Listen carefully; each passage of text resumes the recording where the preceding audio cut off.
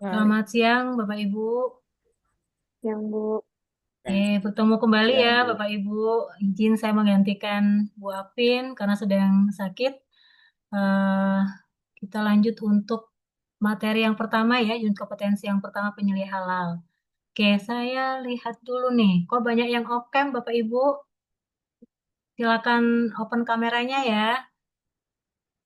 Ini biar nggak masih ngantuk ya, Bapak Ibu ya. Udah mulai ngantuk ya. Oke, kita nanti di sesi kali ini sudah ada penugasan. Jadi ada tugas LK1 yang perlu Bapak Ibu lengkapi ya, nanti akan diupload di tugas satu. Oke, nanti untuk sesi materi saya kita bagi dua ya, satu untuk penyampaian materi dulu, termasuk juga dengan diskusi, nanti kita lanjutkan dengan pengerjaan tugas.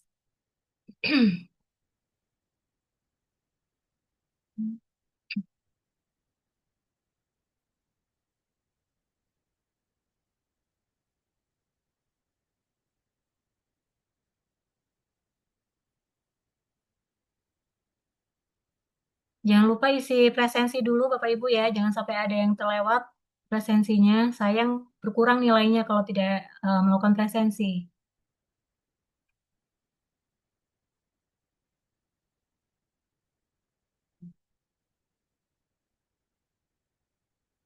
Sebelum kita masuk ke unit kompetensi yang pertama, Bapak Ibu, izin saya ini ya mengulas sekilas dulu terkait dengan tugas Bapak Ibu sebagai penyelih halal. Tadi sudah kita bahas bersama ya, kita sebagai penyelih halal itu mempunyai 4 tugas, gitu ya. Nah, penyelih halal sendiri, penyelih halal sendiri merupakan orang yang bertanggung jawab ya terhadap proses produk halal. Jadi, Bapak Ibulah nanti yang bertanggung jawab, memiliki tanggung jawab penuh, memiliki tanggung jawab besar ya untuk melakukan eh, ini Bapak Ibu ya pemantauan terhadap proses produk halal, mulai dari lingkupnya ya, mulai dari penyediaan bahan, pengolahan, penyimpanan, pengemasan, pendistribusian, penjualan, penyajian sampai dengan penyembelihan. Itu Bapak Ibu nanti yang bertanggung jawab terhadap pemenuhan 5 kriteria SCPH di masing-masing PPH ini. Nah, adapun tugas penyelia halal seperti yang sudah kita bahas bersama tadi, ada 4 tugas Bapak Ibu ya. Kita singkat dengan ABC Kodam. A merupakan pengawasan, ya, mengawasi proses produk halal di perusahaan. Jadi Bapak Ibu nanti bertugas mengawasi PPH di perusahaan masing-masing. Yang kedua, Bapak Ibu, tugasnya kedua adalah perbaikan dan pencegahan. Kita singkat BC ya, B dan C menentukan tindakan perbaikan dan pencegahan ya, menentukan tindakan perbaikan jika terjadi ketidaksesuaian atau penyimpangan terhadap standar ya, dan juga menyusun rencana pencegahannya apa supaya tidak terjadi penyimpangan di kemudian hari ya. Pencegahan ini perlu Bapak Ibu susun seefektif mungkin supaya tidak berulang ke ketidaksesuaiannya. Selanjutnya, tugas ketiga adalah ya, disingkat koordinasi. Bapak Ibu mengkoordinasikan pelaksanaan PPH. Berkoordinasi dengan siapa? Dengan setiap dan semua pihak yang berkaitan dengan implementasi SCPH. Dan yang terakhir, Bapak Ibu bertugas nanti ya mendampingi auditor halal, melakukan pendampingan ya ketika auditor visit. Jadi ketika LPH itu sudah sudah memutuskan tanggal sekian untuk dilakukan audit, maka Bapak Ibu ya yang harus mendampingi auditor halal. Ya, tidak boleh diwakilkan, harus penyelih halal. Kenapa harus penyelih halal? Karena penyelih halal lah yang paham, yang tahu seluk-beluk implementasi SJPH di tempat usahanya masing-masing. Begitu. Nah, kemudian selain 4 tugas penyelih halal tadi, Bapak Ibu, ada 6 unit kompetensi ya yang Bapak Ibu harus kuasai, yang Bapak Ibu harus tahu dan paham nanti ya apa saja. Yang pertama adalah menyusun dokumen penerapan SJPH dan kelengkapannya. Yang kedua, menyiapkan dokumen daftar bahan dan dokumen pendukungnya. Unit kompetensi ketiga, mengawasi bahan, proses, dan produk halal. Selanjutnya, melakukan penanganan produk yang tidak memenuhi kriteria halal ya, dan selanjutnya melakukan audit internal. Nah, audit internal tadi ini ada pertanyaan ya di kolom chat. Saya menyambung pertanyaan di kolom chat Bapak Ibu terkait dengan audit internal. Tadi ada pertanyaan dari Ibu atau Bapak ini, Riandi Ada. Pada saat audit onset nanti, apakah ada keputusan penilaian implementasi SIH termasuk kategori A atau KB? Apa keuntungan bagi perusahaan bila berhasil mendapatkan kategori A?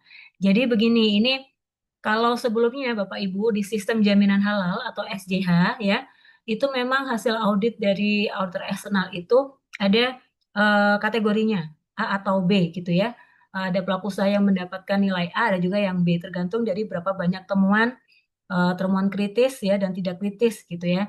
Nah, tapi kalau untuk SJPH sendiri, sistem jaminan produk halal itu sudah tidak menerapkan pekategorian atau nilai. Jadi ya kalau misalkan sudah memenuhi standar halal ya maka akan mendapatkan sertifikat halal. Tapi kalau masih belum ya maka belum layak untuk mendapatkan sertifikat halal. Dilakukan tindakan perbaikan terlebih dahulu. Jadi tidak ada lagi pengkategorian A atau B lagi ya Bapak Ibu ya. Jadi kalau untuk SJPH itu sudah tidak ada penggolongan nilai lagi. Berbeda dengan SJH sebelumnya. Tuh. Kemudian terkait dengan audit ya, selain ada pemantauan dan evaluasi yang dilakukan oleh internal perusahaan, apakah ada pemantauan dan evaluasi dari lembaga seperti BPJPH secara rutin atau berkala? Oke, nah ini sebelumnya sudah digagas ya Bapak Ibu, sudah dirancang oleh BPJPH terkait dengan surveillance ya. Pemantauan secara berkala ya. Nah, nanti untuk implementasinya, apakah surveillance-nya itu 2 tahun sekali, atau 4 tahun sekali, atau berapa lama sekali, nanti kita tunggu ya regulasi dari BPJPH. Jadi saat ini, sampai sejauh ini, evaluasi dari BPJPH masih belum dicanangkan ya, berapa tahun sekali akan dilakukan, tapi sudah dilakukan pembahasan untuk itu. Arahnya memang mengarah ke situ, cuman masih belum diputuskan berapa tahun sekali untuk surveillance-nya. Begitu ya, semoga bisa menjawab pertanyaan dari Pak Riyandi dan Pak Bagas Hendra. Oke, saya izin share screen.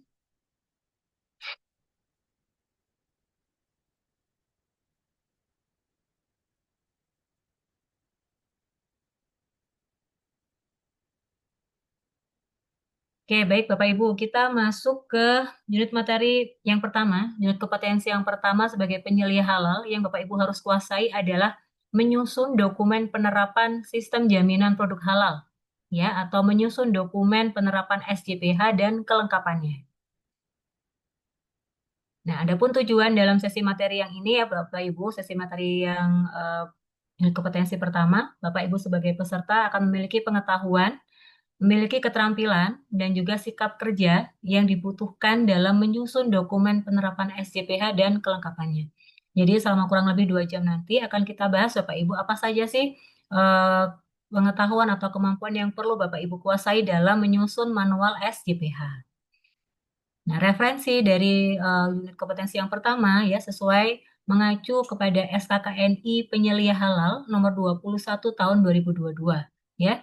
Unit kompetensinya adalah menyusun dokumen penerapan sistem jaminan produk halal dan kelengkapannya. Apa saja dokumen yang diperlukan, apa saja ketentuannya, begitu ya nanti akan kita bahas. Nah, di unit kompetensi ini, Bapak Ibu, ada 3 elemen kompetensi yang perlu Bapak Ibu kuasai, ya, perlu Bapak Ibu capai. Apa saja? Yang pertama, terkait dengan ruang lingkup. Yang pertama adalah Bapak Ibu nanti sebagai penyelia halal harus mampu, harus bisa menentukan ruang lingkup atau proses bisnis pelaku usaha. Ya, Bapak Ibu nanti harus bisa untuk menentukan ruang lingkup atau proses bisnis sesuai dengan tempat usaha masing-masing.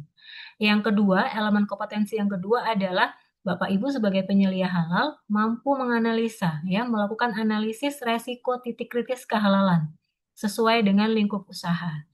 Kemarin sudah dijelaskan ya oleh narasumber Ibu Ratna, sudah dijelaskan dengan sangat detail faktor-faktor apa saja sih yang bisa berpotensi yang memicu terhadap perubahan status kehalalan suatu produk begitu ya, yang atau kita sebut dengan titik kritis kehalalan. Bapak Ibu harus bisa menganalisa ya masing-masing titik kritis usaha sesuai dengan ruang lingkup usaha masing-masing.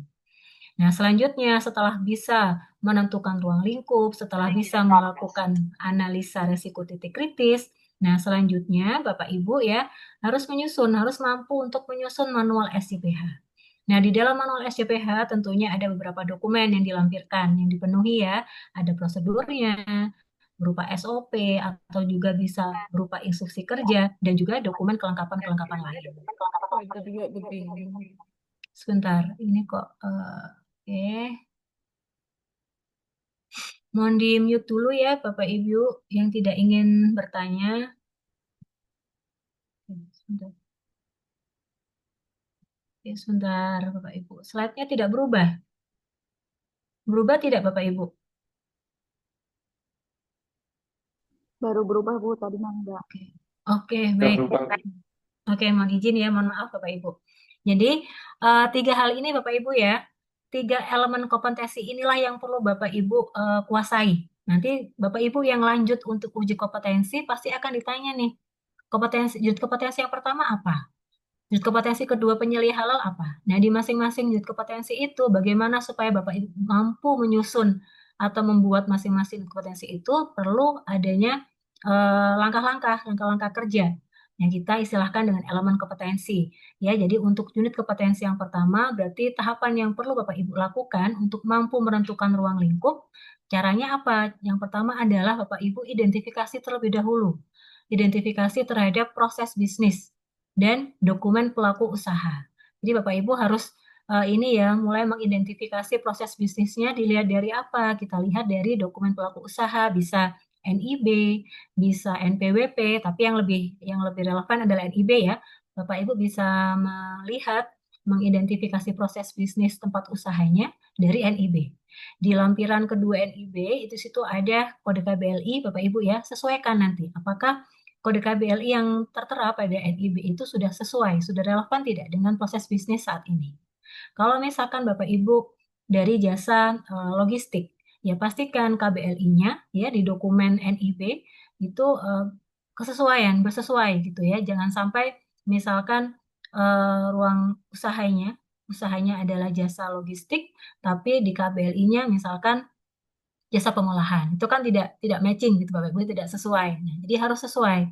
Tentukan dulu, identifikasi dulu proses bisnisnya sesuai dengan dokumen pelaku usaha berupa NIB, gitu ya. Selanjutnya, membandingkan proses bisnis dan dokumen pelaku usaha sesuai dengan persyaratan standar SJPH. Itu untuk ini Bapak Ibu ya, unjuk kerja atau tahapan kerja yang perlu Bapak Ibu lakukan untuk bisa mencapai elemen kompetensi yang pertama. Nah, sedangkan untuk mencapai elemen kompetensi yang kedua, yaitu melakukan analisa resiko titik kritis kehalalan, maka apa yang perlu Bapak Ibu lakukan? Yang pertama, Bapak Ibu harus mengidentifikasi potensi terjadinya titik kritis ketidakhalalan sesuai dengan persyaratan standar. Kemarin sudah dibahas ya, bagaimana sih cara menentukan titik kritis. Bapak Ibu, tujuannya apa sih? Ini apa sih korelasinya antara menentukan titik kritis dengan manual SJPH, begitu ya? Karena di dalam manual SJPH nanti kan terdiri dari beberapa dokumen, baik itu dokumen pendukung bahan ataupun dokumen prosedur, Bapak Ibu. Nah, disitulah kapan kita harus melengkapi dokumen bahan dan ini berdasarkan titik kritisnya. Kalau misalkan titik kritisnya dari bahan, sumber bahan yang dipergunakan, maka Bapak Ibu harus lengkapi. Setiap bahan yang dipergunakan harus ada dokumen pendukung bahan halal berupa sertifikat halal atau dokumen pendukung bahan yang lain. Tapi kalau titik kritisnya Bapak Ibu ini dari titik kritisnya tidak hanya dari bahannya saja, oh ternyata saya juga punya nih titik kritis potensi menjadi tidak halal karena ada potensi najis gitu ya dari sarana produksi saya. Nah, maka Bapak Ibu harus ini tambahkan karena sudah tahu tingkat resikonya titik kritisnya dari sarana produksi, maka harus dilengkapi juga dengan misalkan SOP untuk produksinya, SOP kebersihan dan yang lain-lain. Jadi seperti itu ya. Jadi Bapak Ibu identifikasi dulu titik kritisnya ini sumbernya dari mana. Selanjutnya baru dilakukan tindakan pengendaliannya, tindakan selanjutnya penanganannya. Tuh. Nah, bagaimana cara kita bisa menganalisa atau mengidentifikasi titik kritis? Ya, kalau Bapak Ibu di pabrik gitu ya, ada banyak cara Bapak Ibu ya. Bisa menggunakan pohon keputusan seperti yang dicontohkan kemarin. Bisa juga misalkan Bapak Ibu berkeliling nih di pabriknya gitu ya, mulai dari incoming, mulai dari penerimaan, kemudian di tempat produksi gitu ya. Telaah lagi, identifikasi lagi, kira-kira ada nggak potensi titik kritisnya? Ada nggak yang menjadikan produk Bapak Ibu menjadi tidak halal, gitu ya. Yang menjadi tidak halal karena apa sih? Karena penggunaan bahan yang haram dan juga dari najis. Nah, lihat dari dua hal itu Bapak Ibu. Ya, lihat dari dua hal itu, cross check lagi di areanya masing-masing gitu kan, di masing-masing bagian, cross check kembali. Kira-kira ada nggak sih potensi menjadi tidak halal? Nah, kalau misalkan ada potensi, nah, Bapak Ibu harus nantinya ya setelah mengidentifikasi, tetapkan lagi Bapak Ibu, buatkan tindakan penanganannya atau pengendaliannya supaya titik kritis tadi tidak menjadi sumber ketidakhalalan produk yang dihasilkan. Ya, seperti itu langkah-langkahnya. Nah, selanjutnya setelah Bapak Ibu mampu menentukan ruang lingkup, mampu menganalisa resiko titik kritis, nah terakhir Bapak Ibu baru bisa menyusun manual SJPH. Manual SJPH di sini ya tentunya terdiri atau dilengkapi dengan beberapa dokumen lainnya berupa prosedur atau juga berupa instruksi kerja ya sesuai dengan persyaratan standar. Dokumen manual halal, prosedur dan atau instruksi kerja diverifikasi dan diperbaiki sesuai SJPH. Kemudian setelah pembuatan prosedur tadi, Bapak Ibu ya, dilakukan sosialisasi. Pastikan ya sosialisasi tersebut tepat sasaran, disosialisasikan kepada karyawan yang bersangkutan. Nah, oke, kita lanjut dulu Bapak Ibu ya. Kita bahas satu persatu terkait dengan unit kompetensi yang pertama. Di elemen kompetensi yang pertama ada ruang lingkup dan proses bisnis. Bapak Ibu nanti harus mampu mengidentifikasi ya proses bisnis. Nah, secara definisi, secara umum, proses bisnis di sini adalah serangkaian aktivitas terstruktur yang saling berkaitan, Bapak Ibu. Yang saling berkaitan ya di dalam perusahaan untuk menghasilkan produk atau jasa. Nah, biasanya aktivitas yang tercakup apa saja, mulai dari aktivitas produksi, kemudian aktivitas pemasaran, aktivitas penjualan, kemudian aktivitas keuangan, dan sumber daya manusia. Jadi aktivitas ini saling berkaitan untuk menghasilkan produk atau jasa. Nah, proses bisnis ini Bapak Ibu tentunya akan berbeda-beda. Bagi Bapak Ibu di manufacture tentunya akan berbeda dengan yang di jasa. Ya, misalkan nih Bapak Ibu dari pabrik. Proses bisnisnya ya mulai dari apa? Ya mulai dari pengadaan bahannya. Pengadaan bahan oleh purchasing. Kemudian setelah dari pengadaan bahan tentunya ada incoming, penerimaan bahan.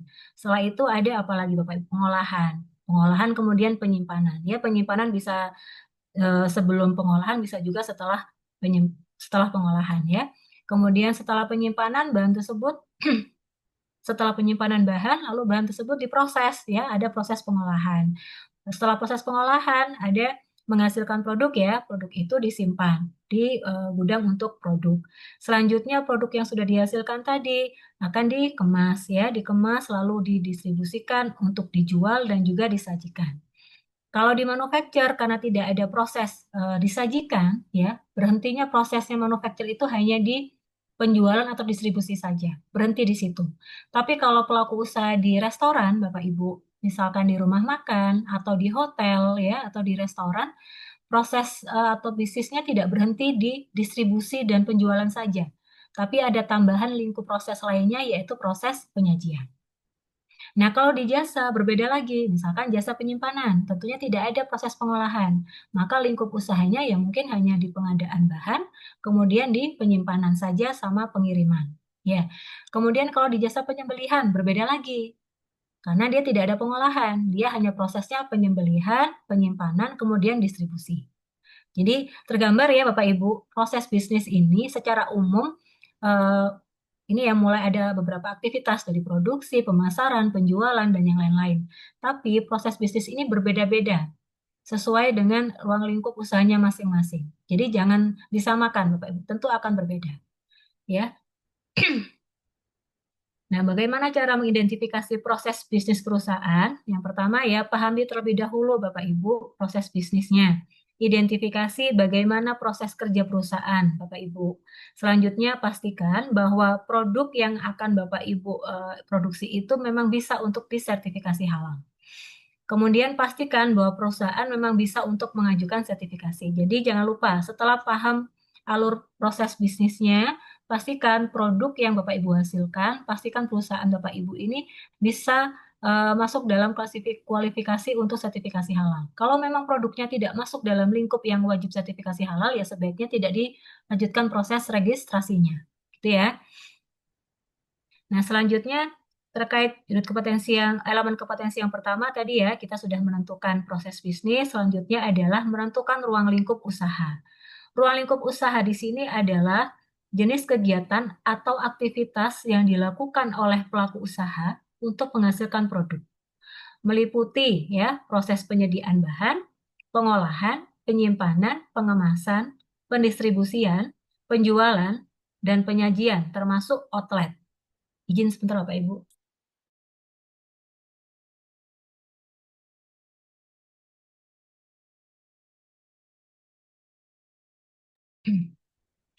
Ya, jadi ruang lingkup usaha di sini Bapak Ibu tentunya juga berbeda-beda ya.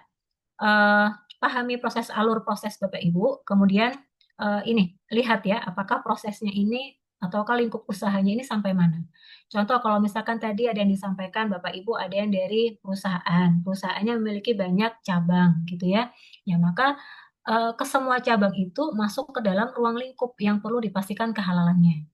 Kalau misalkan Bapak Ibu dari restoran atau dari kafe, kafenya punya banyak outlet, punya 5 outlet dan punya satu central kitchen. Nah, maka 5 outlet dan satu central kitchen tadi itu masuk ke dalam ruang lingkup yang perlu dipastikan juga, harus dipastikan juga kehalalannya, gitu ya.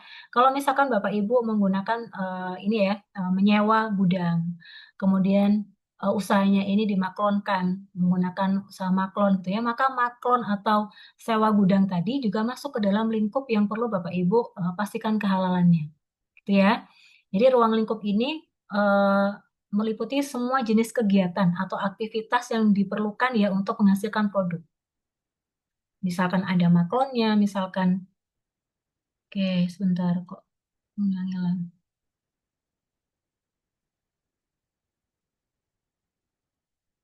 Oke, misalkan ada maklonnya, misalkan menggunakan gudang sewa, yaitu masuk ke dalam ruang lingkup yang perlu dimasukkan di sertifikasi halal.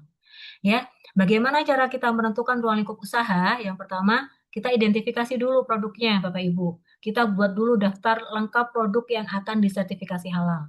Cross check kembali. Setelah dibuat daftarnya, cross check Bapak Ibu. Klasifikasikan jenis produknya sesuai dengan KMA. Apakah masuk ke dalam KMA 748 atau 944 ya. Sesuaikan apakah produk ini terdaftar tidak di 748 dan 944. Kalau tidak ada, berarti tidak masuk ke dalam lingkup yang perlu disertifikasi halal. Selanjutnya, identifikasi seluruh proses rantai produksinya. Tentukan Ibu semua maaf, tahap. slide-nya tidak muncul, Bu. Slide-nya Astagfirullah. tidak. Oke, oke, baik. Kok saya agak error ya slide-nya sebentar, Pak.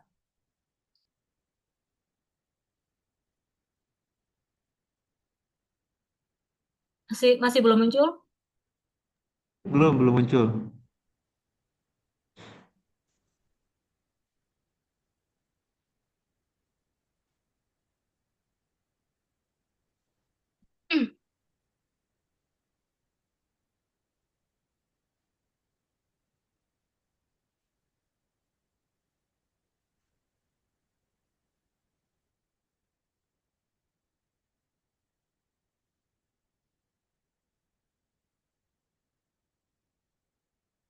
Oke, sudah muncul Bapak Ibu? Belum.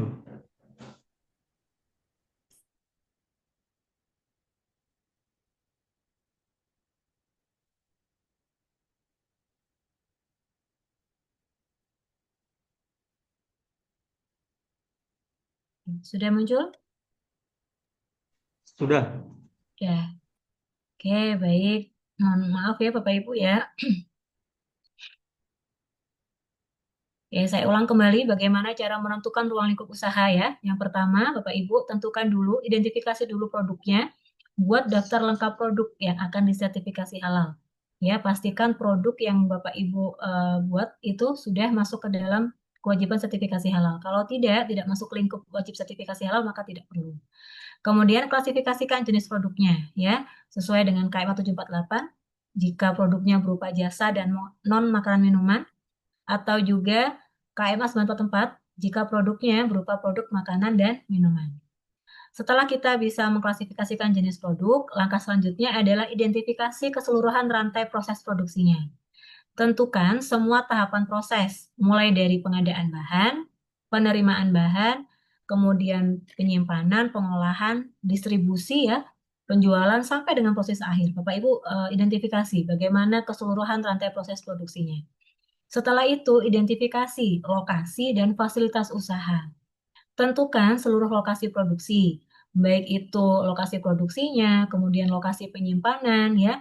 Kalau misalkan pakai gudang sewa, ya berarti masuk ke dalam ruang lingkup.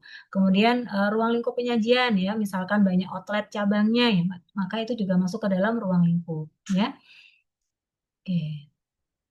Sini ya Bapak Ibu ya, termasuk juga di sini ada gudang sewa, ada cabang atau outlet, ada maklon, ada central kitchen. Ini juga masuk ke dalam ruang lingkup yang SCPH. Oke, selanjutnya terkait dengan dokumen pelaku usaha. Ya, dokumen pelaku usaha di sini merupakan dokumen sistem yang ada di pelaku usaha yang di dalamnya mencakup struktur organisasi, ruang lingkup usaha, legalitas usaha, dan menggambarkan sistem manajemen yang diterapkan.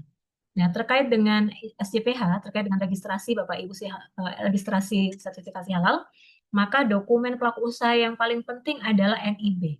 Jadi Bapak Ibu pastikan tempat usaha Bapak Ibu sudah memiliki NIB. Nah, selanjutnya setelah memiliki NIB, pastikan lagi kesesuaian KBLI-nya. Bapak Ibu bisa lihat di halaman kedua ya, di halaman kedua NIB itu ada lampiran kode klasifikasi baku lapangan atau KBLI ya, tempat usahanya masing-masing. Apakah sudah sesuai tidak dengan produk yang dihasilkan? Tadi sudah saya sampaikan di awal.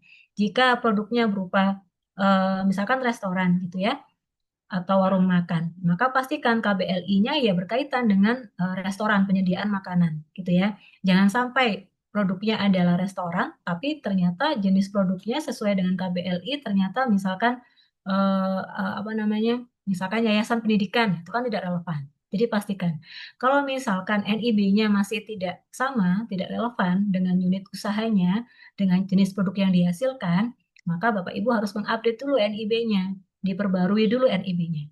Jika sudah, baru di proses sertifikasi halal. Jadi tahapannya seperti itu ya. Nah, ini adalah contoh NIB Bapak Ibu. Saya yakin Bapak Ibu terutama dari perusahaan yang sudah menengah besar tentunya sudah memiliki NIB ya. Nah, di sini di NIB ada informasi terkait nama pelaku usaha, kemudian alamat perusahaan, termasuk juga misalkan ada alamat cabang perusahaannya pun juga harusnya masuk ke dalam NIB.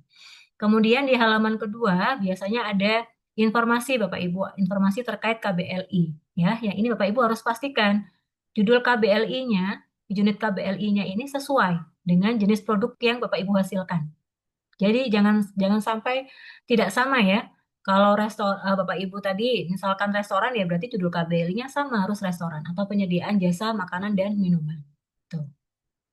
Oke, kemudian terkait dengan identifikasi klasifikasi jenis produk, Bapak Ibu, tadi kan sudah saya sampaikan, Bapak Ibu harus periksa sesuai dengan KMA masing-masing ya. Kalau non makanan minuman, kita ngeceknya di mana? Kita ngeceknya di KMA 748. Nah, ini dibutuhkan Bapak Ibu untuk mengisi manual SCPH nanti. Di manual SCPH itu nanti ada kolom terkait dengan informasi jenis produk. Nah, Bapak Ibu nanti masukkan kode klasifikasi yang tertera di KM 748, dimasukkan ke dalam manual SCPH yang Bapak Ibu buat.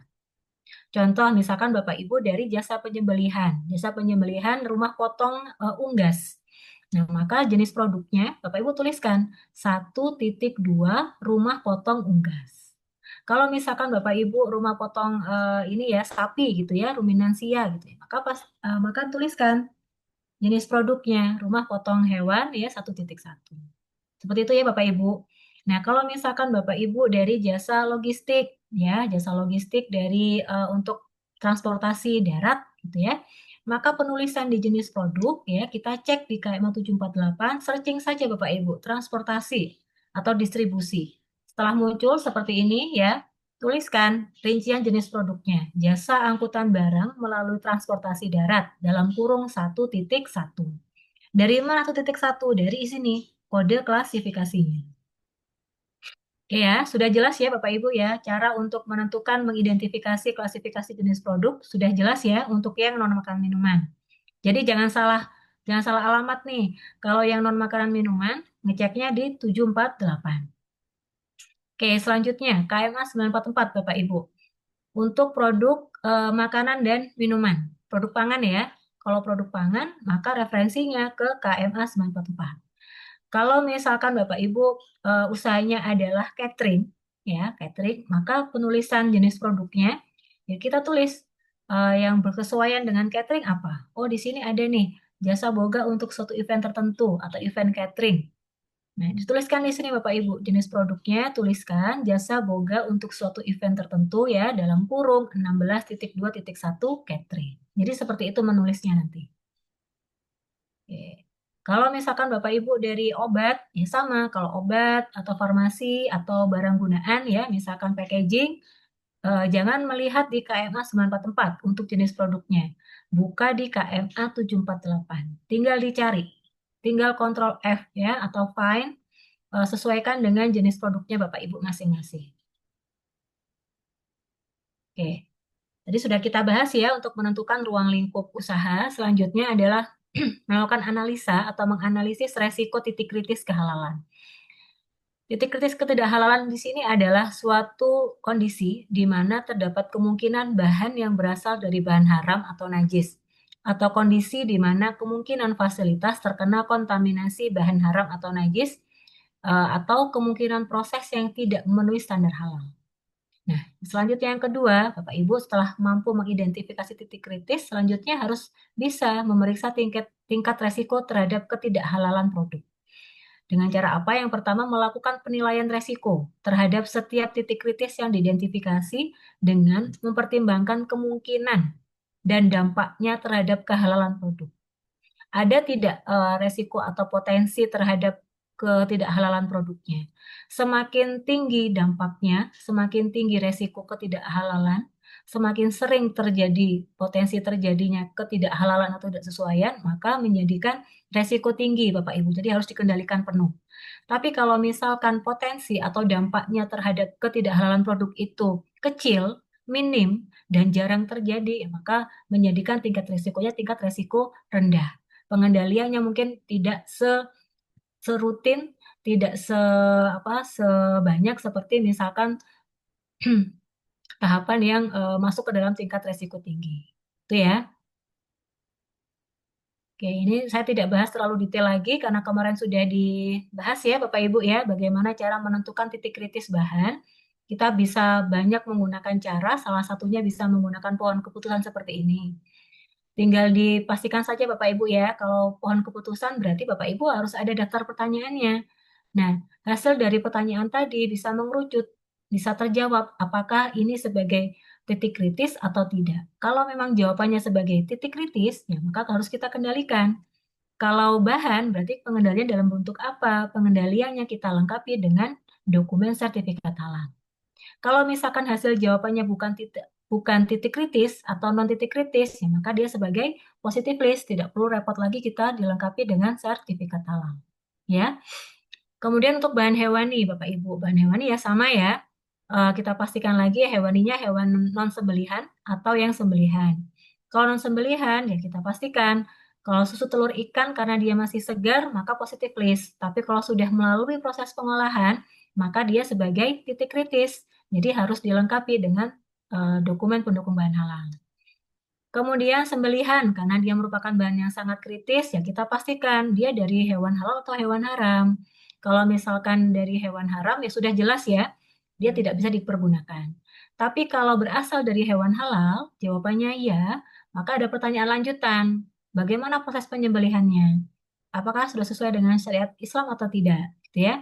Kalau tidak sesuai, ya maka menjadi bangkai ya Bapak Ibu ya. Tapi kalau sudah sesuai dengan syarat gitu ya, sesuai dengan ketentuan syar'i, maka dia sebagai titik kritis harus dilengkapi dengan dokumen pendukung bahan.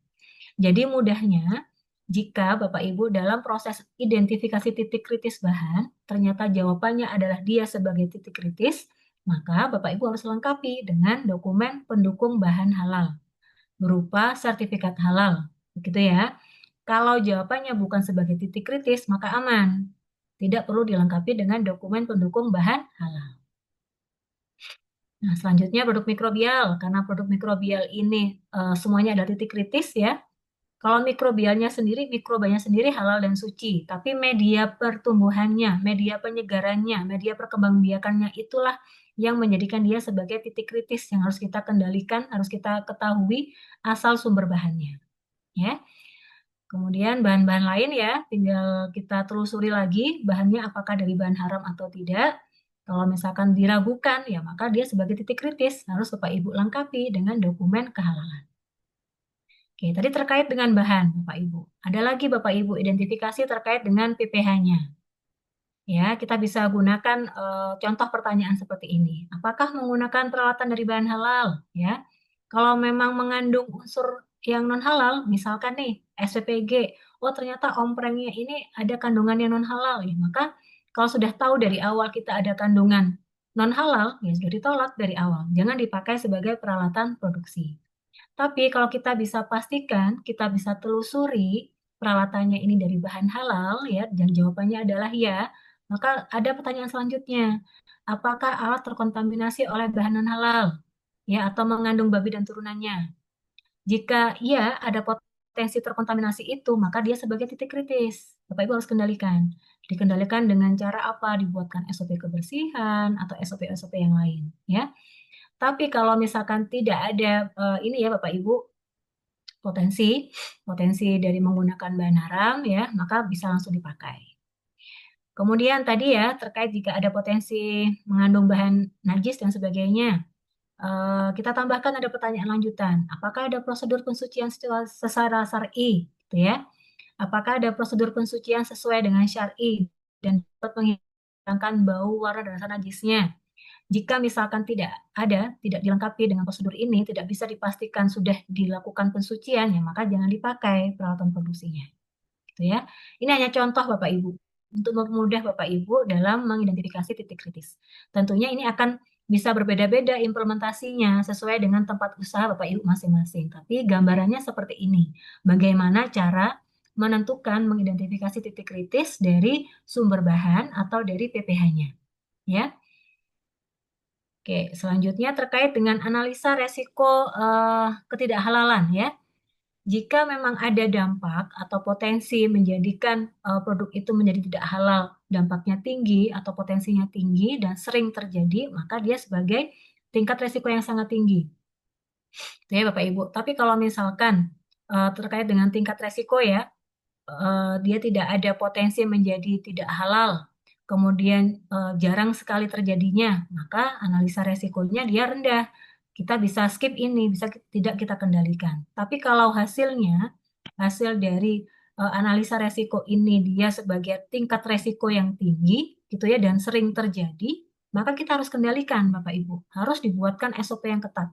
Gitu. Harus pemeriksaannya dilakukan secara konsisten. Kita atur berapa kali sih harus diperiksa supaya tidak ada kecolongan, supaya tidak ada ketidaksesuaian, gitu ya.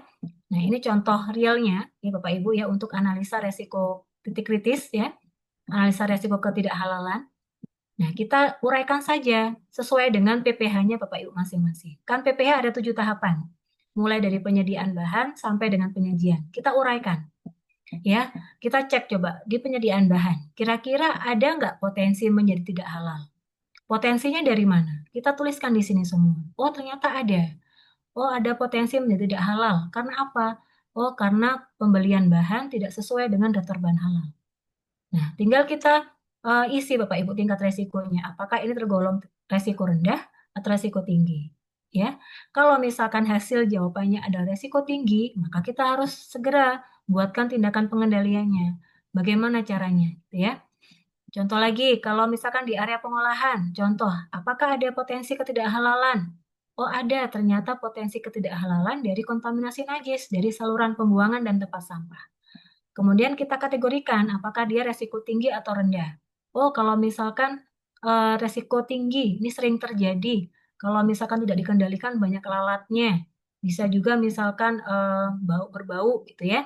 Nah, rekomendasinya apa ya? Kita bisa buatkan kita ini ya regular cleaningnya, tempat sampah harus dibersihkan atau dibuang setiap berapa jam sekali, atau harus tempat sampah harus tertutup. Kemudian pastikan saluran pembuangannya tertutup supaya tidak ada hewan pengerat itu masuk ke dalam sarana produksi. Seperti itu Bapak Ibu rekomendasinya ya. Kemudian kalau selanjutnya pengolahan, titik kritis ketidakhalalan ada potensi menggunakan bahan haram. Kecenderungannya tinggi atau rendah? Oh, ternyata kecenderungannya rendah nih karena sering berganti personel, sering berganti karyawan. Nah, kalau seperti ini berarti harus diperkuat Bapak Ibu SOP-nya, SOP penerimaan bahannya, SOP produksinya harus dibuatkan, harus diperkuat. Ya, seperti itu. Tergambar ya Bapak Ibu ya, bagaimana cara menganalisa dan juga menentukan titik kritis ketidakhalalan. Nah, selanjutnya kita masuk ke poin inti Bapak Ibu, menyusun manual prosedur instruksi kerja penerapan SJPH dan kelengkapannya. Ya, manual SJPH di sini definisinya adalah dokumen perencanaan yang menggambarkan bagaimana cara perusahaan itu dalam pemenuhan 5 kriteria SJPH.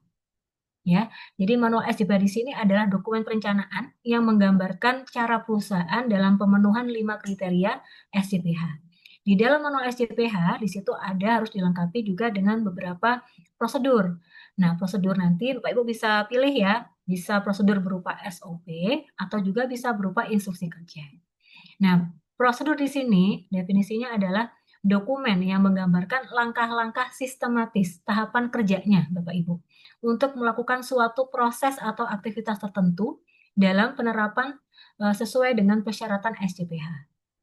Kemudian kalau instruksi kerja adalah dokumen yang lebih rinci, ya, yang menjelaskan cara melakukan tugas atau aktivitas tertentu secara lebih spesifik dan juga teknis. Nah, setelah dokumen prosedur dan instruksi kerja, ada juga tambahan lagi Bapak Ibu ya, dokumen berupa form atau catatan implementasi dari setiap prosedur yang sudah dibuat. Oke. Nah, ini adalah contoh dari manual SJPH. Ini manual SJPH template ya. Bapak Ibu bisa gunakan seperti ini. Ini sudah ada contohnya di website BPJPH. Tinggal masuk di website bpjph.halal.go.id. Kemudian masuk di menu detail, kemudian di informasi, di sini ada format manual SJPH. Di sini sudah lengkap Bapak Ibu. Kalau Bapak Ibu dari industri ini UMK gitu ya, maka ada format khusus manual SJPH untuk UMK. Kalau Bapak Ibu dari jasa penyembelihan, dari RPHU atau RPH Ruminansia, nah maka Bapak Ibu bisa lihat di sini format manual SJPH template ya untuk jasa penyembelihan. Kalau umum untuk yang pangan, obat dan kosmetik, barang gunaan, maka kita bisa gunakan format sistem jaminan produk halal umum ya. Oke. Nah, terkait dengan manual SJPH, Bapak Ibu, nah, perusahaan yang mengajukan sertifikasi halal harus membuat manual SJPH yang terpisah dari manual sistem yang lain. Tadi sudah saya singgung di materi SJPH, kalau Bapak Ibu sudah menerapkan ISO 9001 atau ISO 22000 atau ISO 14001, yaitu eh, apa namanya manual SJPH-nya harus dibuatkan terpisah, Bapak Ibu. Tidak boleh diintegrasikan, tidak boleh digabung. Yang boleh diintegrasikan itu SOP-SOP-nya. Tapi kalau untuk manualnya, Bapak Ibu harus buatkan terpisah untuk manual SJPH. Ya. Nah, manual SJPH selanjutnya dijadikan sebagai panduan atau acuan bagi pelaku usaha dalam menerapkan SJPH. Jadi manual SJPH ini sebagai panduannya Bapak Ibu ya. Kalau Bapak Ibu misalkan beli barang elektronik, itu kan ada buku petunjuknya. Itu ya. Nah, sama dengan untuk yang halal ini, untuk sertifikasi halal ini, manual booknya atau buku panduannya apa? Buku panduannya adalah manual SJPH ini. Panduan bagi karyawan ketika membeli bahan ya, manual SJPH. Lihat manual SJPH-nya. Ketentuannya apa? Prosedurnya apa? Begitu ya, seperti itu Bapak Ibu. Nah, kemudian untuk format manual SJPH ada format bebas dan juga ada format template. Nah, isi dari manual SJPH di sini ya, pastinya ada cover, kemudian ada daftar isi, ada identitas perusahaan, kemudian ada juga lampiran terkait kebijakan halal dan prosedur perusahaan dalam pemenuhan kriteria SJPH. Kemudian ada lampiran-lampiran lain. Di manual SJPH ada sekitar 21 lampiran yang perlu Bapak Ibu lengkapi nantinya. Ya. Nah, saya kembalikan lagi Bapak Ibu. Saya kembali lagi untuk manual SJPH itu selain manual template dari BPJPH, kita juga sekarang bisa membuat atau mengunduh manual SJPH melalui laman ptsp.halal.go.id atau si halal. Jadi Bapak Ibu bisa langsung masukkan semua data di situ, nanti tinggal diunduh, nanti akan terbentuk ya, atau bisa di-download manual SJPH versi si halal. Tentunya ada sedikit perbedaan dengan manual template BPJPH. Nanti sesuaikan kembali Bapak Ibu. Mana yang lebih pas gitu ya. diterapkan. Apakah menggunakan manual template BPJPH ataukah menggunakan versi yang si halal gitu ya. Mana yang lebih mudah itu yang Bapak Ibu pakai. Di dalam lampiran Bapak Ibu ya yang pertama ada dokumentasi proses sosialisasi kebijakan halal, kemudian harus ada lampiran SK penunjukan penyelia halal dan juga tim manajemen halal. Ya, tadi yang sudah kita bahas di kriteria pertama, di situ kan ada SK penyelia halal dan tim manajemen halal. Nah, itu juga harus masuk di dalam manual SJPH. Selanjutnya, ada lampiran terkait matriks bahan versus produk, ya, dan juga ada lampiran terkait dengan daftar bahan dan lampiran-lampiran lain terkait formulir-formulir ya, terkait dengan aktivitas penerimaan bahan, jadi harus ada formulir atau catatan penerimaan bahan. Harus ada juga formulir atau lampiran terkait pemeriksaan bahan datang. Kemudian harus ada juga catatan penyimpanan, catatan distribusi, sampai dengan catatan penjualan itu harus ada. Dilengkapi juga Bapak Ibu harus ada denah atau layoutnya ya. Kemudian diagram alir proses, dan juga hasil untuk pelaksanaan audit internal dan kaji ulang manajemen. Oke, baik Pak Rifael, silakan Pak. Ada yang bertanya?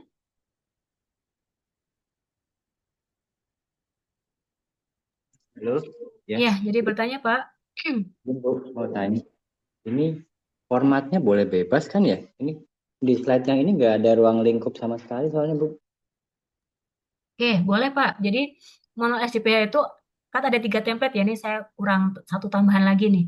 Jadi ada format bebas, ada format template-nya BPJPH, ada yang pakai si halal.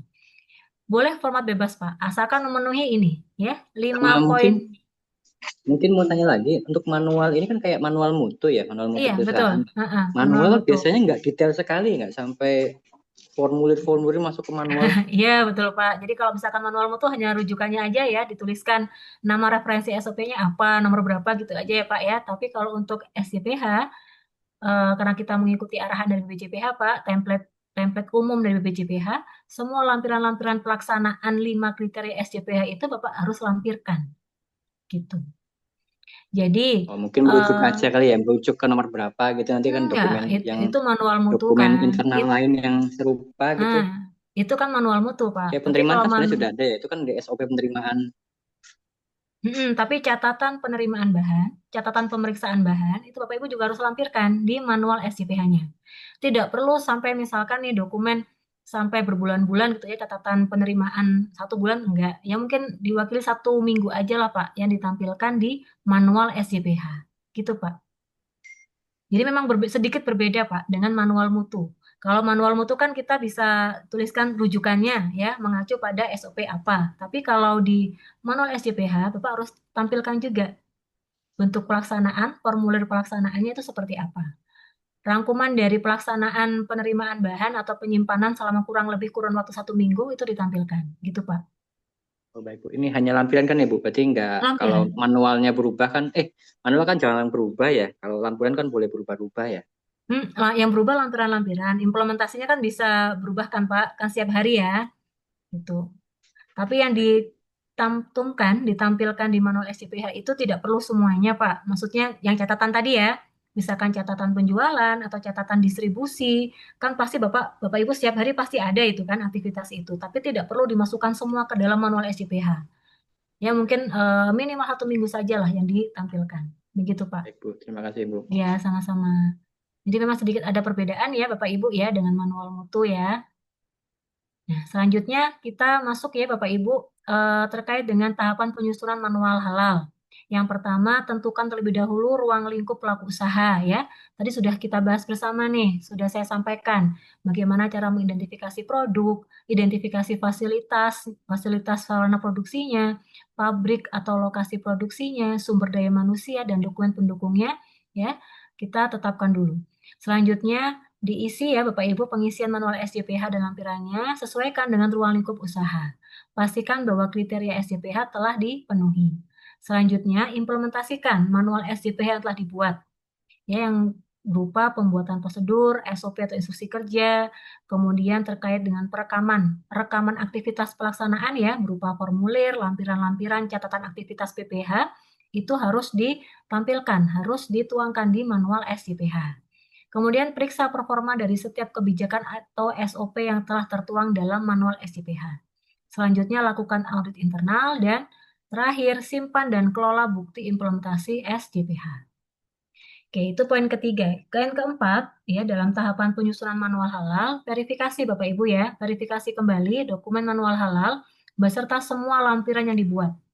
Ya, lampiran dari lampiran kebijakan halal, kemudian SK penyelia, SK tim manajemen halal, kemudian lampiran bahan, lampiran pemeriksaan bahan, lampiran aktivitas PPH, semua Bapak Ibu verifikasi kembali.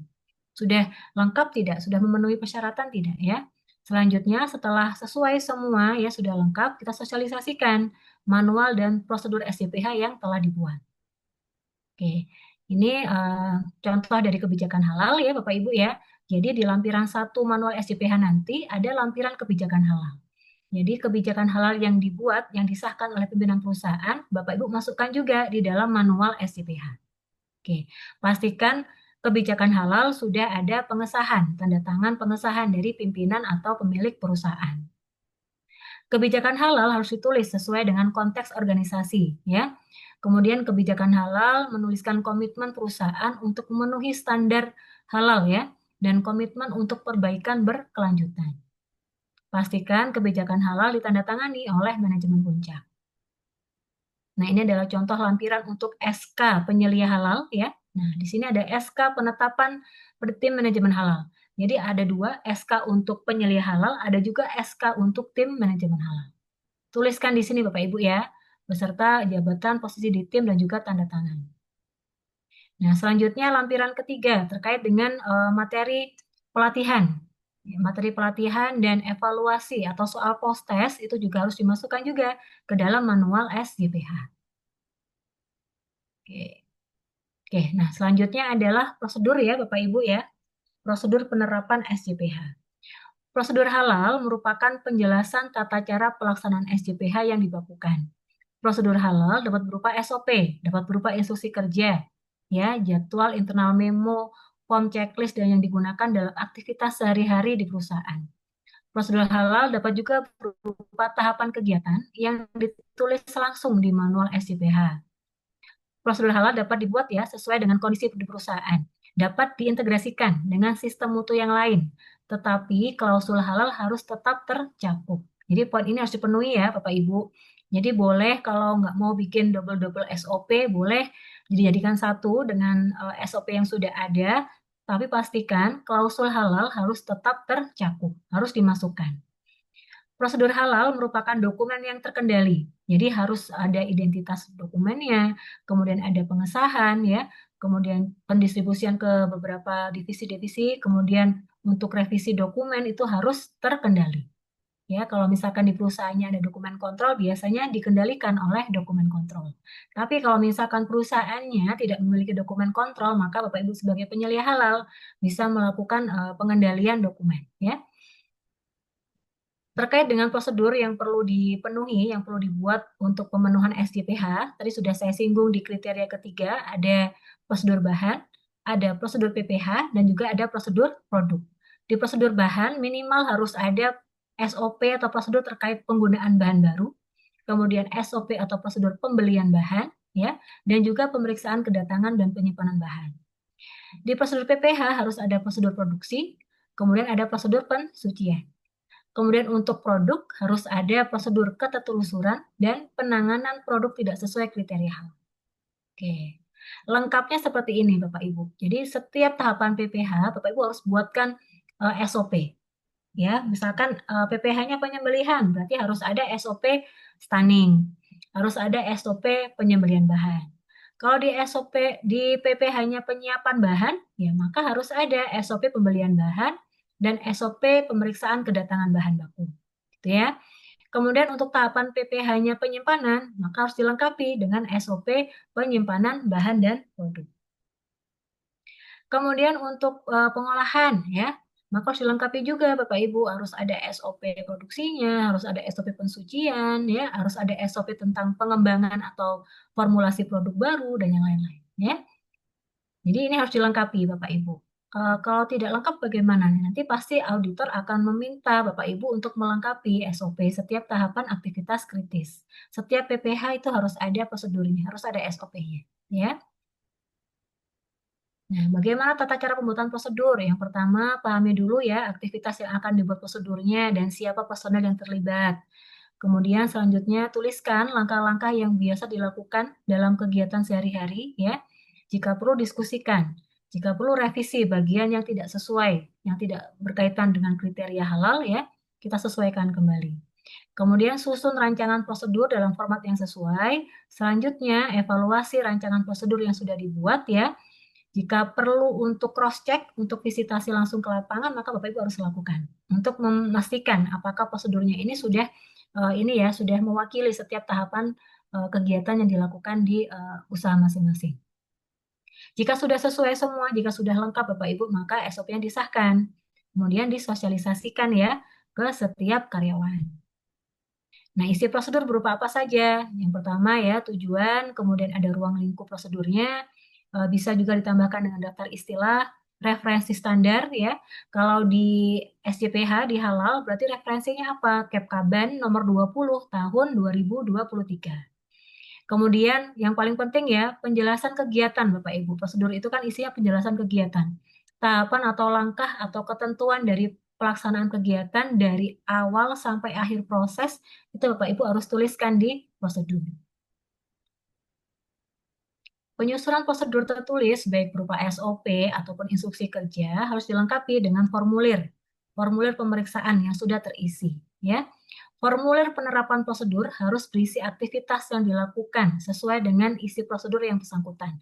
Jadi kalau ada SOP terkait pemeriksaan bahan, maka harus ada bukti pelaksanaannya. Bukti pelaksanaannya berupa formulir pemeriksaan bahan datang. Kalau ada prosedur tentang produksi, ya maka harus ada formulir atau catatan produksinya. Itu ya untuk memastikan apakah betul kegiatan yang dilakukan oleh karyawan sudah sesuai dengan SOP yang sudah dibuat. Ya. Kemudian selain memastikan kesesuaian dengan SOP, juga memastikan karyawan itu melakukan kegiatan sudah konsisten, sudah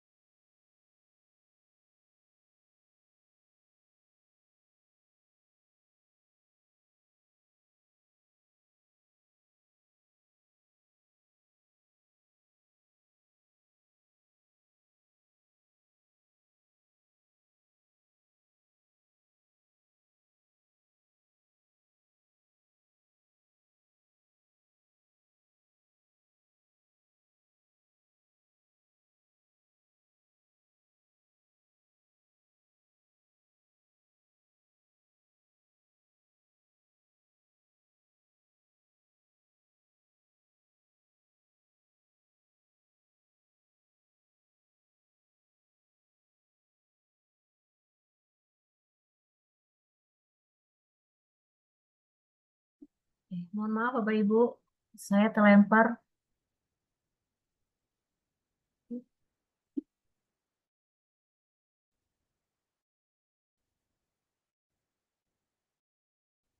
Sampai di sini tadi Bapak Ibu ya. Terlihat slide saya? Terlihat ya Bapak Ibu? Lihat, Bu. Oke, tadi sudah kita bahas, sudah sampai di formulir penerapan prosedur ya, atau rekaman pelaksanaan prosedur. Nah, selanjutnya ini adalah contoh dari SOP. Kalau Bapak Ibu dari usaha atau industri yang besar, saya yakin sudah memiliki SOP ya. Tapi jika masih ada yang belum memiliki SOP, nanti Bapak Ibu tugasnya menyusun atau membuat SOP. Setiap tahapan aktivitas kritis PPH tadi harus dilengkapi dengan SOP ya. Mulai dari pengadaan bahan, penerimaan, penyimpanan, pengemasan, kemudian pengolahan, pendistribusian, penjualan, sampai dengan penyajian harus ada SOP-nya masing-masing. Oke, ini contoh dari SOP. Di sini ada keterangan ya, terkait dengan nomor dokumennya, kemudian tanggal revisi, kemudian ada informasi tujuannya, ruang lingkup dari SOP ini apa saja ya. Kemudian referensi standar, kalau di halal berarti referensinya adalah Kepkaban nomor 20 tahun 2023 ya. Kemudian selanjutnya adalah prosedurnya. Intinya di sini ya, tahapan kegiatannya harus diuraikan dengan jelas, dengan detail di sini. Tahapan aktivitasnya apa saja, standarnya apa, gitu ya. Kemudian di bawah atau di akhir dari setelah dituliskan semua rangkaian aktivitas yang harus dilakukan di masing-masing tahapan, maka harus ada pengesahan Bapak Ibu, harus ada informasi ini dibuat oleh siapa SOP-nya, kemudian diperiksa atau disahkan oleh siapa ya. Tanggal pengesahan, tanggal penyusunan juga harus, ini tidak wajib tapi akan lebih baik jika dilengkapi. Oke, kemudian terkait tadi sudah kita bahas prosedur Bapak Ibu. Selanjutnya adalah implementasi SIPH ya. Implementasi dan evaluasi hasil SIPH sangat diperlukan untuk melihat keefektifan regulasi dan prosedur yang ditentukan dalam manual yang telah dibuat. Dengan cara apa? Yang pertama, lakukan terlebih dahulu ya, disimulasikan. Selanjutnya, periksa efektivitas dari setiap kebijakan atau SOP yang telah dibuat. Jika misalkan ada gap-nya, ya Bapak Ibu, dari SOP yang sudah dibuat dengan realnya atau actualnya, maka Bapak Ibu harus segera lakukan tindakan perbaikan, begitu ya. Kemudian jangan lupa Bapak Ibu, setiap SOP yang sudah dibuat harus ada bukti rekaman aktivitasnya atau formulir pelaksanaannya harus ada.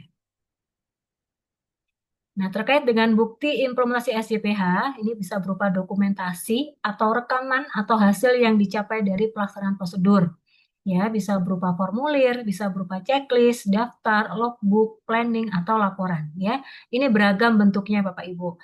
Sesuaikan kembali ya dengan di tempat usahanya masing-masing, mana yang lebih efektif nanti diterapkan. Kalau misalkan lebih mudah diterapkan menggunakan formulir, maka gunakan formulir. Tapi kalau misalkan lebih mudah menggunakan checklist, ya maka gunakan checklist. Terkait dengan bukti implementasi atau formulir pemeriksaan, formulir pencatatan gitu Bapak Ibu, sama dengan SOP-nya. Bisa digabungkan, bisa diintegrasikan dengan bukti untuk sistem yang lain.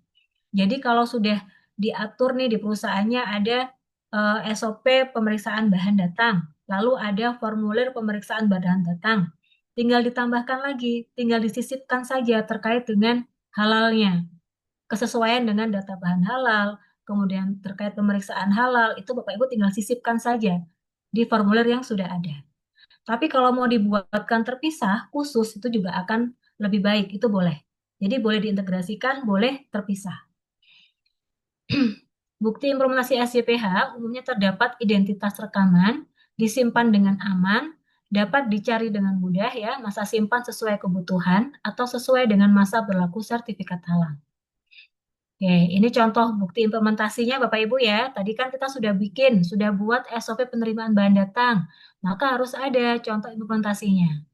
Dibuatkan ya formulir atau checklist penerimaan bahan datang. Masukkan ketentuan terkait halal. Oh, kalau di halal saya harus cek nih kesesuaian dengan daftar bahan halal.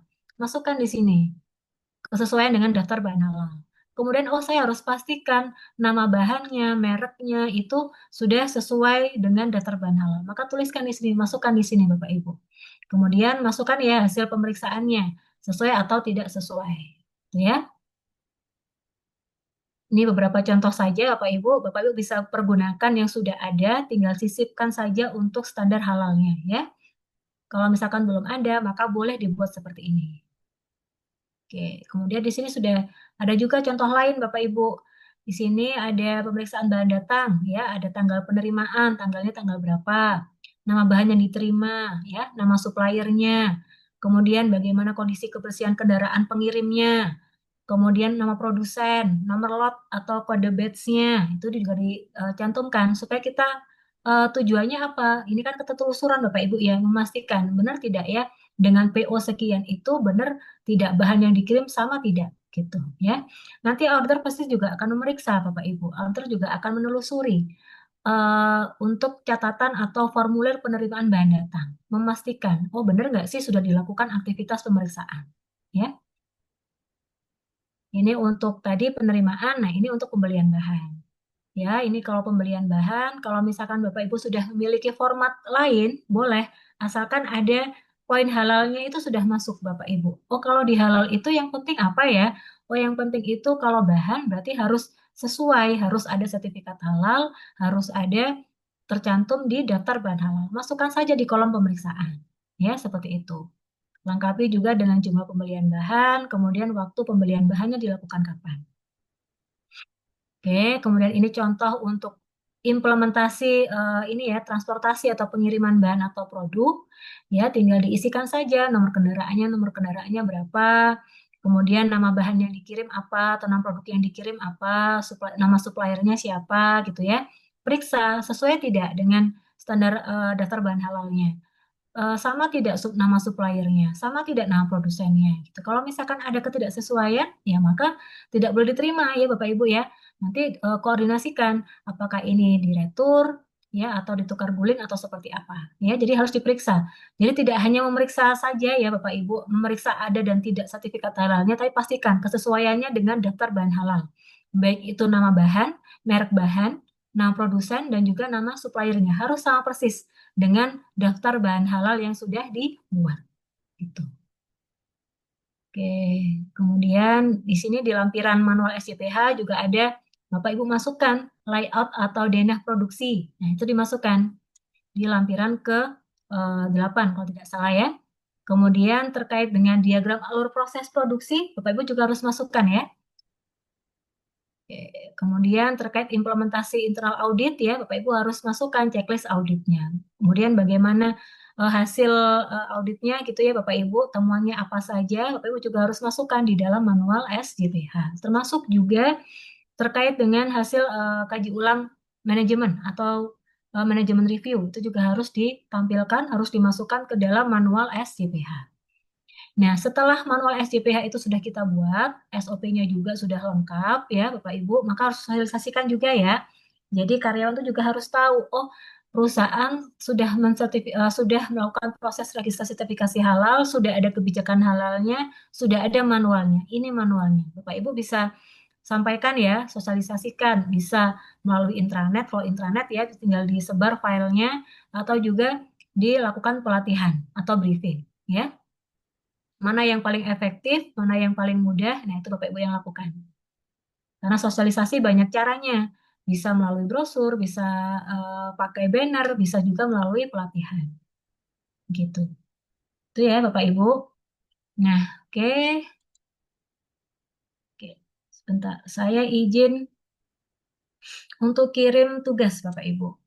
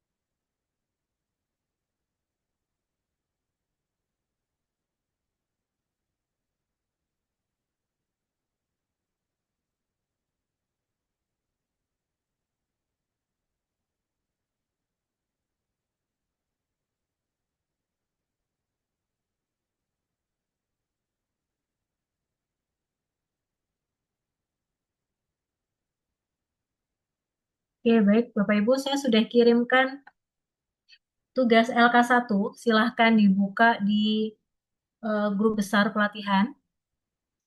Sudah terkirim Bapak Ibu? Coba diperiksa Bapak Ibu, sudah terkirim? Sudah, Bu. Sudah. Nah, Bu. Oke, silakan dibuka Bapak Ibu, kita bahas terlebih dahulu, nanti Bapak Ibu lanjutkan pengisiannya ya.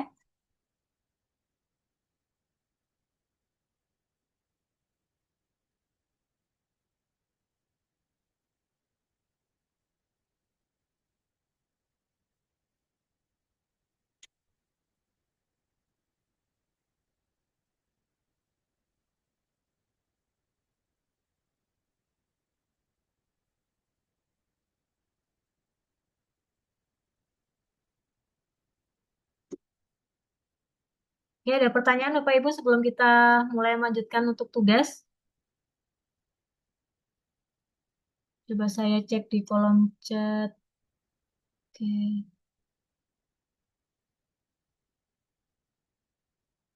Ada Ibu Dita Maharani ya, bagaimana cara mengecek NIB?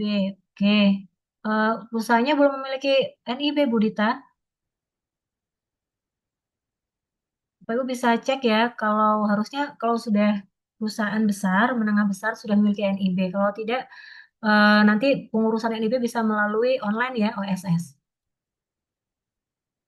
Oke, Bapak Ibu, kita lanjut untuk pembahasan tugas ya. Tugas LK1 ini Bapak Ibu belajar menyusun manual SJPH.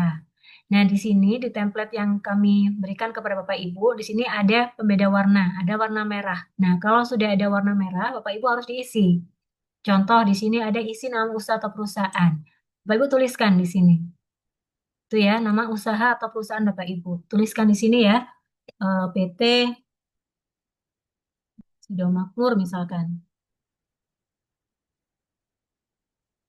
Tulis seperti ini Bapak Ibu ya. Kemudian jika sudah ditulis nama perusahaannya, maka lanjut Bapak Ibu untuk yang kolom pengesahan. Tuliskan tanggal untuk yang kolom penyelia halal dan juga pemilik usaha. Ya, kalau misalkan untuk penyelia halal kita bisa isikan dengan tanggal bulan hari ini. Kalau hari ini tanggal 24, ya kita tulis ya Bapak Ibu 24 bulan 2 tahun 2026. Silakan langsung diisi Bapak Ibu ya, supaya tidak tertunda dan tidak mengerjakan sampai malam. Sambil saya jelaskan, Bapak Ibu sambil mengisi. Jika ada pertanyaan bisa langsung ditanyakan ya. Nah, manual SJPH tentunya Bapak Ibu ke tanggal pembuatan manual SJPH dengan tanggal pengesahan kan pasti akan berbeda ya.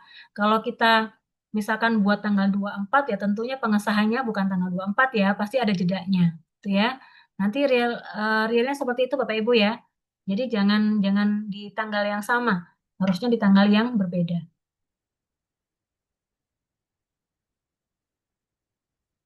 Oke, kemudian setelah itu Bapak Ibu tuliskan di sini. Nah, penyelia halalnya siapa? Kalau misalkan Bapak Ibu sebagai penyelia halal perusahaan, ya tuliskan. Tuliskan nama penyelia halalnya di sini. Kan ya. Oke, kemudian isi juga nama pemilik usahanya ya. Siapa pimpinan atau pemilik perusahaannya siapa?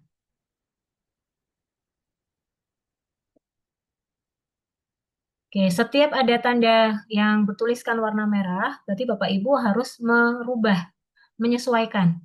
Kalau keterangannya isi nama perusahaan, berarti ya diisi Bapak Ibu ya, nama perusahaannya apa.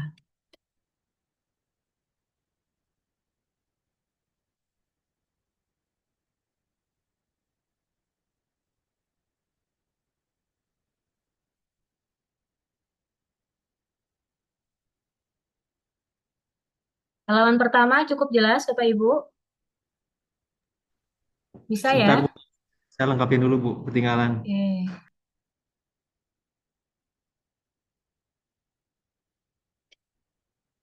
Oke. Yang lain bisa bisa Bapak, ini paling mudah ini. Isi Dari Pak Nanang Kosim, ini sesuai nama perusahaan tempat bekerja atau mengikuti? Oh, Bapak Ibu jangan mengikuti saya ya. Ini sesuaikan dengan tempat usaha Bapak Ibu. Ya, Pak Nanang Kosim ya, jangan mengikuti saya ya, tapi sesuaikan dengan nama tempat usaha Bapak Ibu masing-masing. Kalau misalkan Bapak Ibu peserta mandiri ya, belum ada perusahaannya, ya maka bisa ambil contoh misalkan tempat usaha yang paling dekat dari domisili Bapak Ibu. Gitu ya.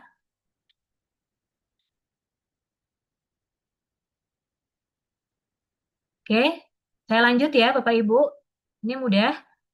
Kemudian kita nanti Bapak Ibu jika sudah diisi lengkap manual SJPH, halaman di daftar isi ini harus diisi ya. Misalkan ini halaman 3, ini halaman 5, ini harus diisi Bapak Ibu ya. Kalau sudah lengkap semua nanti daftar isi ini harus diisi. Kemudian kita masuk ke pendahuluan ya Bapak Ibu ya. Tuliskan nama perusahaannya Bapak Ibu. Jadi kalau contoh saya kan PT Sido Makmur. Nanti ini sesuaikan dengan usaha Bapak Ibu masing-masing. Kemudian tuliskan NIB-nya. Kalau misalkan Bu, usaha saya masih belum memiliki NIB ya. Nanti kalau mau registrasi sertifikasi halal, maka harus diurus dulu, harus buat dulu NIB-nya. Tapi kalau untuk tugas ini, kalau misalkan masih belum memiliki, boleh dikosongi Bapak Ibu. Tapi nanti kalau untuk ini ya, proses sertifikasi halal, pastikan tempat usaha Bapak Ibu sudah memiliki NIB. Kalau belum punya, diurus dulu di OSS secara online. Kemudian skala usaha. Nah, skala usaha ini sesuai dengan yang tertera di NIB-nya, Bapak Ibu. Apakah dia tergolong usaha mikro, kecil, menengah, itu ada semua informasinya di NIB, di halaman pertama, itu ada. Ya, ini sesuaikan, pilih yang sesuai dengan tempat usaha Bapak Ibu. Yang tidak sesuai bisa dicoret, ya, atau dihapus, boleh, salah satu silahkan. Kemudian tuliskan ya nama pimpinan usaha dituliskan. Kemudian tuliskan nama penyelia halalnya. Kalau misalkan di tempat usaha Bapak Ibu penyelia halalnya ada 3, ya maka tuliskan semua 3 di sini. Tapi kalau misalkan hanya 1, ya cukup tuliskan 1 ya Bapak Ibu. Nama penyelia halalnya.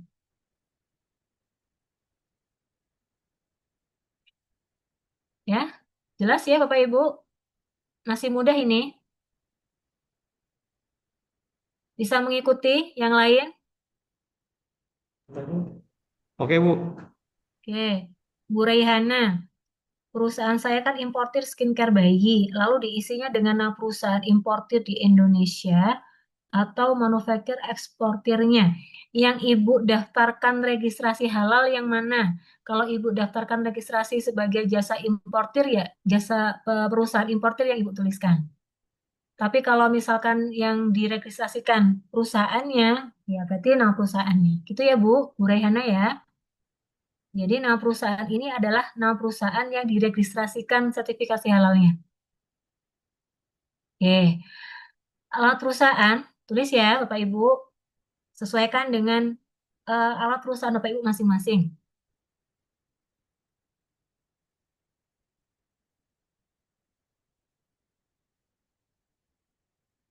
Oke, tuliskan telepon kalau tidak ada ya cukup dikosongi Bapak Ibu ya. Kemudian, nah ini ada alat perusahaan, ada alamat fasilitas produksi. Jadi kalau misalkan Bapak Ibu, kalau di perusahaan besar kan kadang-kadang ada kantor pusat, ada pabriknya, berbeda lokasi. Nah, kalau seperti itu, maka alat perusahaannya diisi kantor pusat, nama pabriknya, alamat pabriknya diisikan di alamat fasilitas produksi. Tapi kalau misalkan Bapak Ibu antara kantornya dengan tempat produksinya ini sama, satu tempat, ya maka tuliskan sama, gitu ya, tuliskan dua-duanya. Oke, kalau Bapak Ibu punya, Bu, saya punya pabriknya ini ada 3 cabang, ada di Bandung, ada di Surabaya, ada di Jakarta. Tuliskan semua Bapak Ibu. Misalkan di sini Jakarta, gitu ya. Cabang keduanya di Surabaya.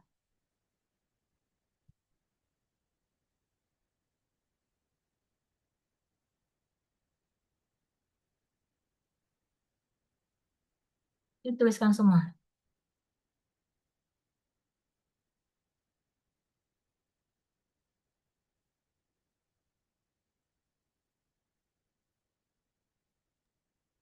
Oke, Izin Bu, tanya. ya, silakan Pak. Silakan Kak. Untuk kami ini kan jasa transportasi, berarti yang dicantumkan alamatnya alamat kantor head office Kantor, sama pool, pool apa namanya? full trucknya gitu ya Pak ya? Ya betul. Oh, beda tempat. Ya Oke, semua armadanya di situ, nggak ada di kantor pusat. di pool kok. Kalau Oke, untuk terpisah. Oke, berarti alamat kantor pusatnya tulis di alamat perusahaan, alamat poolnya tulis di alamat fasilitas produksi Pak. Oh ya baik, terima kasih. Oke, sama-sama. Oke, kemudian lengkapi ya jika ada telepon atau nomor fax silahkan diisi. Kemudian kontak person atau email ya tuliskan ya Bapak Ibu ya. Kalau ini harus dituliskan Bapak Ibu untuk memudahkan ketika misalkan nanti ada perubahan informasi apapun dari BJPH itu akan nomor yang terdaftar inilah yang akan dikontak oleh BJPH ya.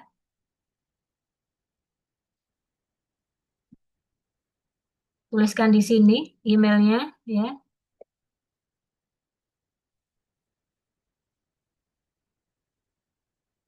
Ini contoh saja ya Bapak Ibu ya.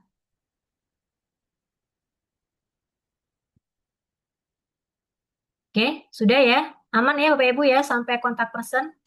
Nah, lalu kita masuk ke dalam nama atau merek produk ya. Nah, ini tuliskan Bapak Ibu, nama atau merek yang ingin yang ingin disertifikasi halal ya. Kalau misalkan Bapak Ibu tidak memiliki merek dagang, ya tidak perlu dikosongi saja. Contoh nih jasa distribusi. Jasa distribusi jangan dituliskan namanya jasa distribusi sih, jangan dituliskan jasa distribusi, jangan dituliskan nama perusahaannya di sini, tapi ini adalah untuk mereknya. Oh, kalau distribusi kan ada contohnya mereknya ada Paxel, ada GNT, nah itu dituliskan. Tapi kalau nggak punya merek khusus, ya dikosongi saja nggak apa-apa. Gitu ya.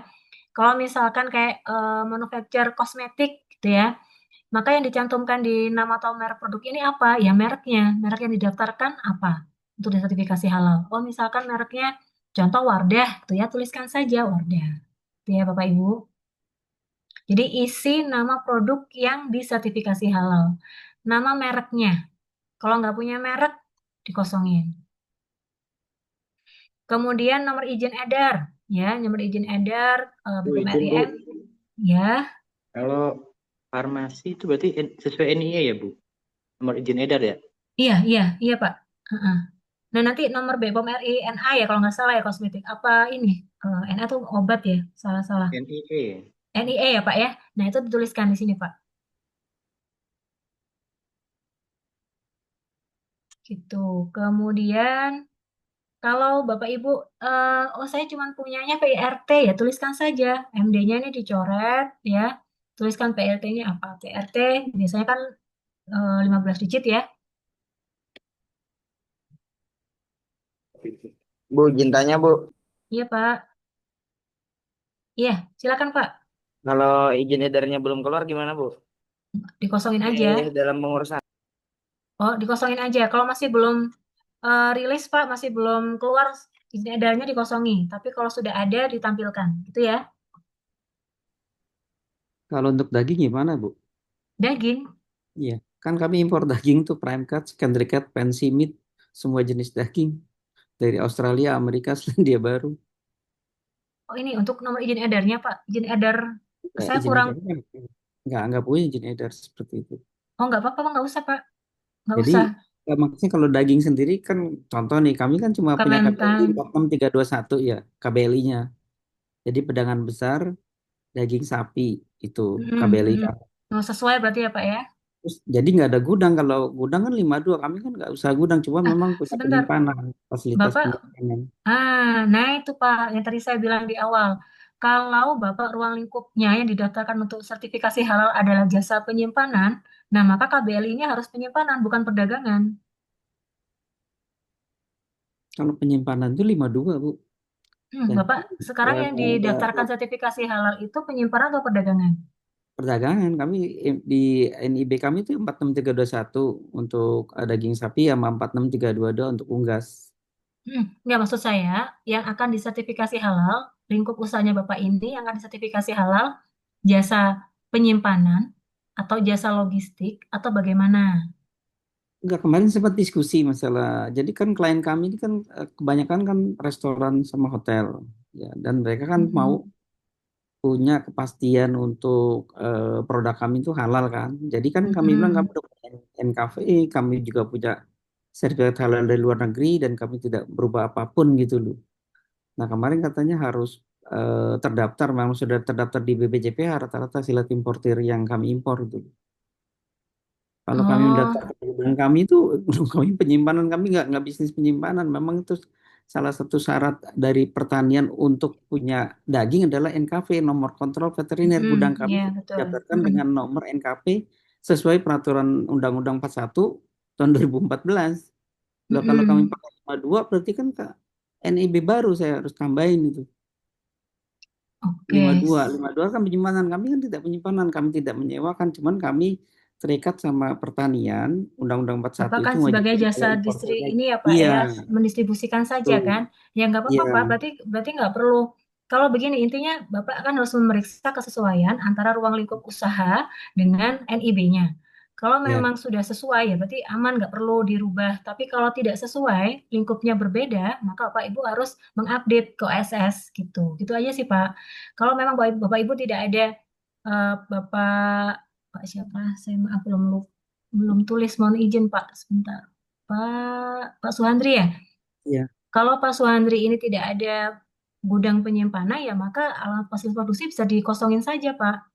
Bukan nggak punya, kami punya gudang karena kewajiban Bukan, kami itu kan punya NKP, nomor kontrol veteriner, kan kami punya NKP, gudang kami itu disertifikasi oleh Kementerian ya Pertanian, ya Pak, paham, paham ya, Pak. dan NKP Tapi itu tapi suci. KBLI-nya Bapak jasa perdagangan begitu ya. Ya, perdagangan besar. Karena kalau 52 berarti kami nggak bisa izin impor. Kami Enggak, tapi kan 4632 kami untuk hmm, perdagangan. tap- Gitu. tapi yang disertifikasi kan bukan jasa penyimpanannya Bapak kan Pak? Bukan kan? Itu dia yang disertifikasi apakah gudang kami, apakah itu jadi pertanyaan itu kalau emang apakah cukup di ini. Ya, jadi begini, kan yang diperlukan oleh klien kan memastikan bahwa bahan yang daging yang Bapak supply itu punya sertifikat halal atau tidak gitu kan. Nah, Ya, sedangkan Bapak dapat dagingnya ini dari ekspor gitu ya. Jadi Bapak impor. ya, dari impor. Jadi Bapak mendaftarkan daging impor tadi ke RSALN di Indonesia gitu kan, Pak. Ya. Nah, berarti ya bukan jasa penyimpanan, sudah betul Bapak jasa perdagangan itu. Nah, jadi sebenarnya nanti kalau prosesnya seperti apa? Sebenarnya kan kita ya Kalau begitu mendaftar disimpan, proses kemudian didistribusi ke teman-teman restoran, kemudian kafe yang memang halal kan itu. Oke, sebetulnya kalau misalkan hanya registrasi bahan atau produk yang impor tadi, kan berarti pastikan dulu LHLN yang dari luar negeri itu kan sudah MRA ya Pak ya. Ya Tinggal Bapak sudah MRA registrasikan. semua kalau dari Amerika sih. Sudah tinggal registrasikan di sini. Nanti Ya. prosesnya akan mengikuti gitu kan Pak. Tapi kalau misalkan Bapak mau menambah lingkup baru untuk proses penyimpanan dan juga pendistribusian sampai di klien gitu ya, itu juga nggak apa-apa. Berarti Bapak nambah lagi sertifikat halalnya ada dua. Bapak sebagai importir untuk yang produk daging impor tadi, sama Bapak sebagai ini sertifikat halal yang kedua adalah jasa penyimpanannya gitu Pak. Kode 552 berarti masukkan nih. Iya, heeh. Tapi berarti Bapak itu kan sertifikat halal yang kedua. Berarti manual halalnya harus ada dua gitu. Enggak, sebenarnya yang dibutuhkan pertanyaan kami, klien kami salah satu kan cukup besar nih nanya nih. Sebetulnya dia Registrasiin, minta. meregistrasikan itu saja yang penting. Meregistrasikan, bahkan sebagai importir, berarti hanya cukup meregistrasikan produk yang impor tadi, diregistrasikan ke BPJPH, mendapatkan Oke, sertifikat halalnya dengan nomor ID sekian sekian sekian. Kalau belum diregistrasi, nomor sertifikat halalnya masih ini Pak, bukan ID. hmm, Apa kalau nggak salah rek HL kalau nggak salah Pak. Depannya ya. gitu. Jadi yang penting dari Cukup cukup. pihak kami cukup itu aja Mm, registrasi ke mm, mm, apa ya. LHR-nya ya. Iya, cukup gitu Pak, cukup sesuai sama KBLI-nya, cukup itu Pak. Gitu ya Pak. Ya, makasih Bu. Iya, sama-sama. Masih bingung nggak? Kemarin udah sesuai jawabannya kemarin. Jadi nanti kami kasih tahu klien kami bahwa kami Mm-mm. nggak perlu gudang kamu. Mereka minta gudang gudang halal. Jadi agak aneh Oh, juga itu dari klien kami itu. Karena dia kan kafe sudah dapat itu halal sertifikat. Jadi dia minta oh itu ya. harus Tapi punya kalau gudang halal misal, kita. tapi kalau memang, tapi kalau memang kliennya memang minta, itu kan akan lebih baik juga ya Pak ya, kalau gudangnya juga dilengkapi dengan sertifikat halal. Itu akan nilai plus juga Bapak. Gitu. Ya, penambahan KBLI itu berarti penambahan modal Bu. Iya, iya, Tuh. iya Pak. Ya kan Iya. sementara 46 itu udah termasuk gudang di situ. Terus kami Iya, mendeklar gudang lagi jadi lucu dua kali itu karena iya. itu masalahnya situ 4632 itu kan kewajiban gudang punya gudang terus Nanti, tiba-tiba 52 nanti jadi clear lagi. nanti pada saat proses registrasi juga akan ditinjau kan Pak oleh auditor halal ya. Prosesnya bagaimana, tempat di sini bagaimana juga akan masuk dalam lingkup yang akan diaudit oleh auditor juga. Gitu kok Ya Pak. itu nggak apa-apa berarti kan gudang kami satu gitu loh. Mm-mm, iya, iya. Jadi bukan nanti gudang satu kemudian 52 daftar lagi gudang jadi Enggak satu Pak, sudah ujung-ujung. cukup ini. Sudah cukup kok Pak. Itu ya sudah sesuai ya. Oke, Terima kasih. sama-sama. Baik Bapak Ibu, selanjut sudah sampai pengisian nama merek produk sudah ya. Nomor izin edar, jika sudah punya tuliskan saja, misalkan BPOM RI MD sekian sekian sekian tuliskan. Kalau yang tidak ada dikosongi saja ya. Nah, kemudian kita lanjut jenis produk Bapak Ibu. Jenis produk, isi jenis produk sesuai KMA 748 untuk produk non makan minuman. Kemudian kalau produknya makan minuman, isi jenis produk sesuai KMA 944. Tadi sudah saya contohkan di materi ya. Kalau misalkan Bapak Ibu dari jasa, tinggal buka KMA 748. Kemudian jasanya tulis Control Find di situ, Control F, jasanya jasa apa. Kalau misalkan tulisnya adalah jasa transportasi, ya ketik jasa transportasi, di situ akan muncul. Tinggal tuliskan saja jasa transportasi darat gitu ya. Kemudian tuliskan kode klasifikasinya. Oke. Perlu saya buka lagi KMA-nya Bapak Ibu? Sudah Ibu, di-share juga? Iya Ibu, Pak. KM keberapa tuh? Ibu izin, Iya. itu saya masih tidak ada perusahaan sama merek. Saya contoh Mhm. yang itu contoh aja, namanya Hanjawei, nomor Mhm. izin edarnya MD dalam proses Mhm. pengajuan BPOM. Oh, kalau belum masih pengajuan dikosongin aja Pak. Ya, tapi yang itu contoh-contoh aja ya masukin boleh nggak sih, Bu? Karena saya pengen mau buka juga kan. Oh, oke. Nggak Ya apa-apa boleh. ya. Ini Boleh. masih belum ada yang saya isi-isi dulu aja, Pak. Nggak apa-apa ya, Bu ya. Iya, boleh. Boleh, boleh Pak. Boleh. Yo, siap. Terima kasih. Iya. Oke.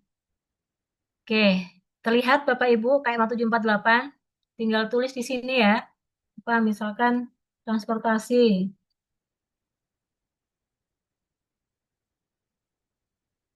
Nih, kalau transportasi darat ya tuliskan di kode klasifikasi tadi ya. Jasa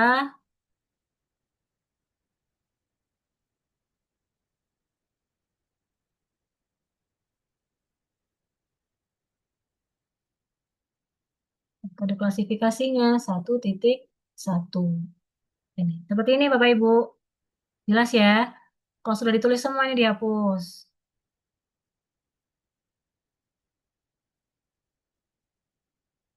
Oke, kemudian tuliskan Bapak Ibu jumlah pekerja. Ya, misalkan karyawannya ada 50 orang, ya tuliskan 50 orang. Kemudian ada pemasaran. Kalau sistem pemasarannya sampai ke beberapa provinsi gitu ya, berarti tulis yang nasional. Kalau misalkan masih lingkupnya kabupaten atau lingkupnya satu daerah, ya tuliskan provinsi. Gitu ya, sesuaikan kembali Bapak Ibu. Oke. Kemudian sistem pemasaran ya, ada retail atau non retail. Sesuaikan Bapak Ibu. Ada ininya enggak? Ada outlet pemajangannya, ada proses transaksinya tidak? Ya, kalau tidak ada ya maka pilih non retail. Tapi kalau ada pilih yang retail. Oke? Aman ya? Sudah ya?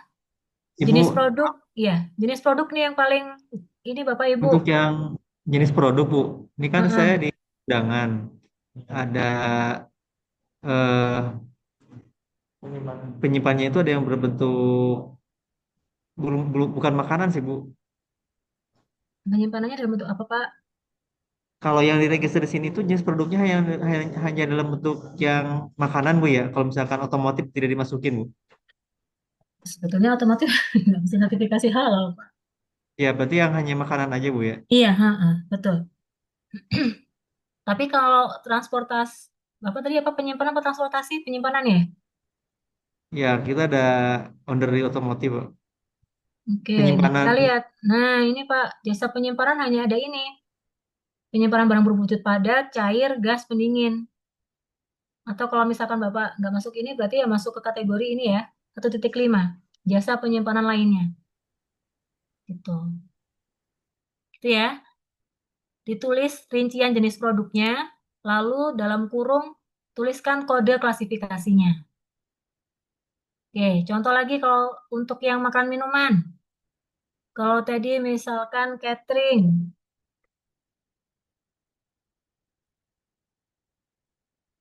ya, karena catering berarti kita tuliskan jasa boga untuk suatu event ya, dalam kurung 16.2.1 catering. Seperti itu Bapak Ibu.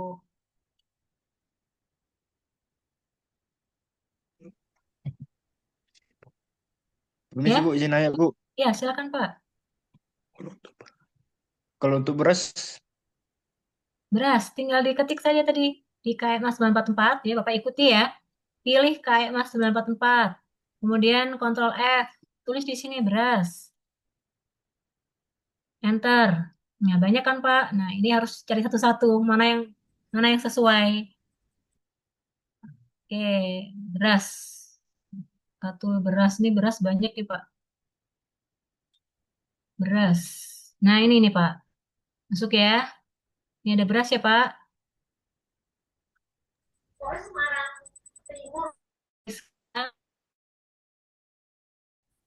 Kita dalam satu.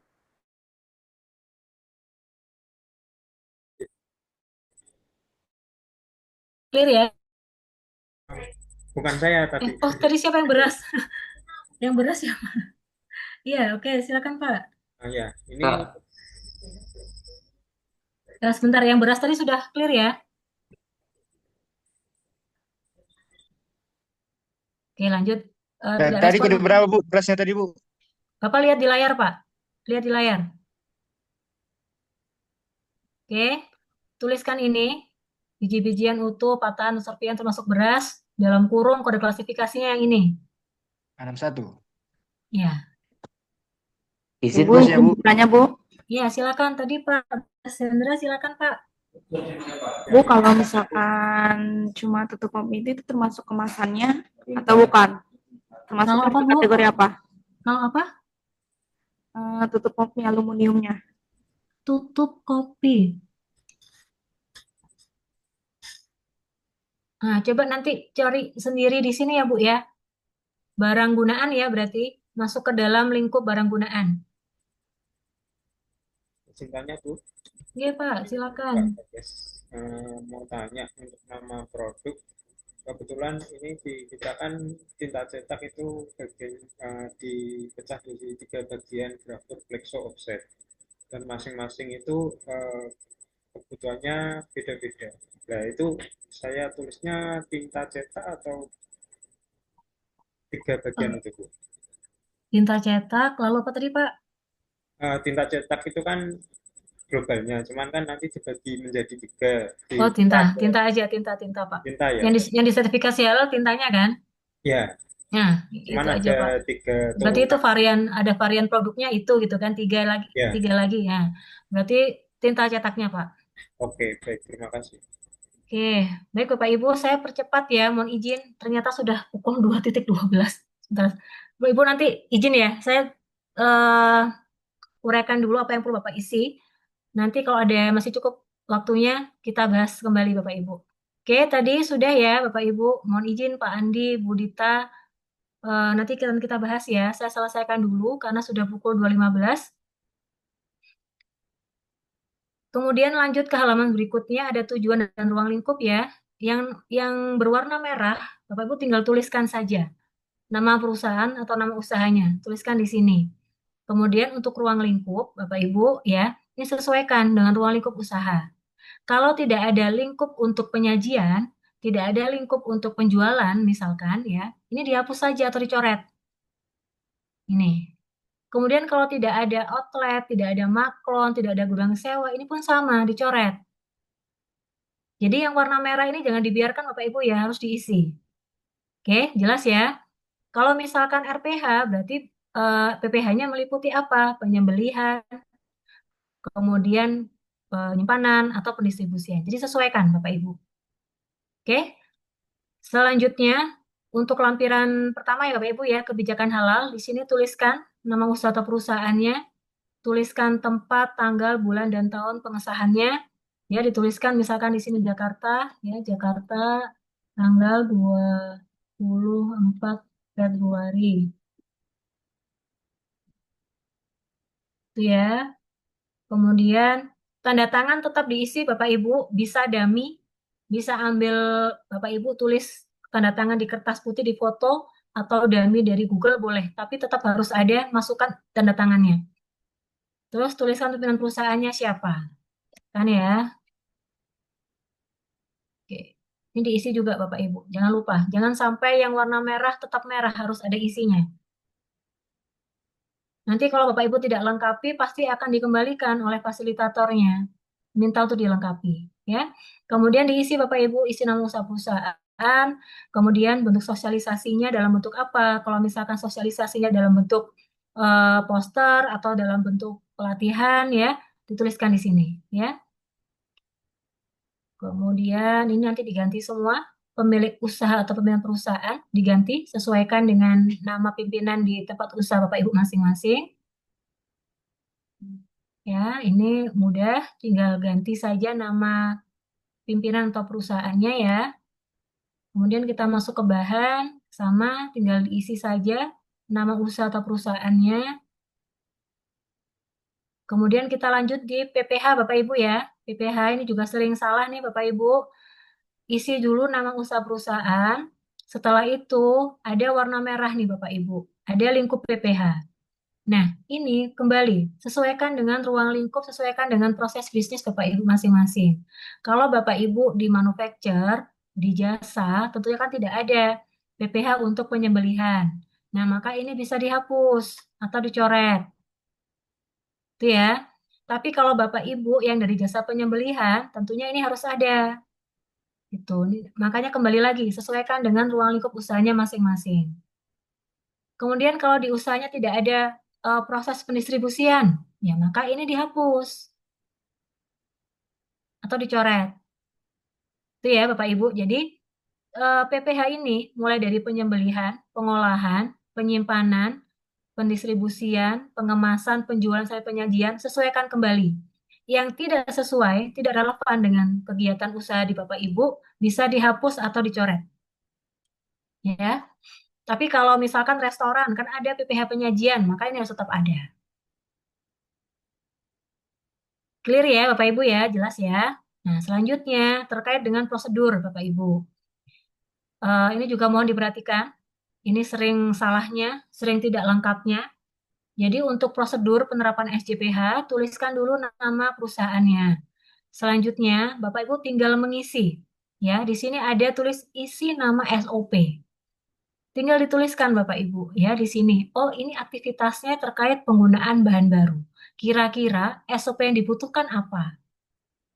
Oh, untuk aktivitas penggunaan bahan baru, maka harus ada SOP penggunaan bahan. Gitu ya. Tinggal dituliskan saja. Mudahnya adalah sesuaikan dengan judul aktivitasnya Bapak Ibu. Nanti untuk format nomor SOP-nya sesuaikan dengan format yang ada di perusahaan Bapak Ibu masing-masing. Ya. Penggunaan bahan. Baru misalkan ini SOP ke 01 gitu ya, misalkan ya. 01 terbit bulan 1 2015. Misalkan karena saya PT-nya PT Sido Makmur, saya singkat inisial PT S. M. Oke. Oke, selanjutnya ya, sebentar izin ya Bu Novita. Terkait, saya contohkan lagi. Aktivitasnya adalah penyimpanan bahan dan produk untuk menjamin bahan. itu ya, untuk menjamin produk supaya tidak terkontaminasi. Maka kira-kira diperlukan SOP apa? Tuh. Oh, berarti untuk menjamin bahan dan produk yang disimpan tidak ada kontaminasi, maka dibutuhkan SOP penyimpanan bahan. Nah, tinggal disesuaikan ya, ini 02 PSI tahun 2026. Ini ya Bapak Ibu ya, tinggal dilengkapi lagi. Oh, kalau aktivitasnya transportasi, ya maka tuliskan SOP transportasi, gitu ya. Ini yang merah-merah dilengkapi semua. Nah, kalau yang tidak relevan, contohnya misalkan Bapak Ibu dari manufacturer tadi tidak ada unit penyembelihan hewan. Nah, ini dihilangkan atau dicoret. Tapi kalau Bapak Ibu yang jasa penyembelihan, ini harus tetap diisi. Kalau penyembelihan, oh ini ada aktivitas pemingsanan hewan, maka dibutuhkan SOP stunning. Oh ini ada ada aktivitas penyembelihan hewan, maka harus ada SOP terkait SOP penyembelihan hewan. Gitu ya Bapak Ibu ya. Tuliskan nama SOP-nya, sesuaikan formatnya dengan format SOP yang sudah ada di tempat usaha Bapak Ibu. Kalau Bu saya belum pernah bikin SOP, belum ada penomorannya, ya sudah buatkan aja seperti ini ya. 01 nama tempat usaha sama tahun atau tanggal atau bulan gitu ya, bulan atau tahun dari pembuatan SOP-nya. Oke? Ini diisi sampai dengan prosedur produk ya, ada di sini ada kegiatan formulasi, ada display, sesuaikan semua Bapak Ibu nama-nama SOP-nya. Oke. Lanjut ya, produk isi lagi nama usaha perusahaan. Sampai dengan pengemasan diisi ya. Kemudian pemantauan dan evaluasi diisi juga. Di sini ada kegiatan audit internal, maka dibutuhkanlah SOP audit internal.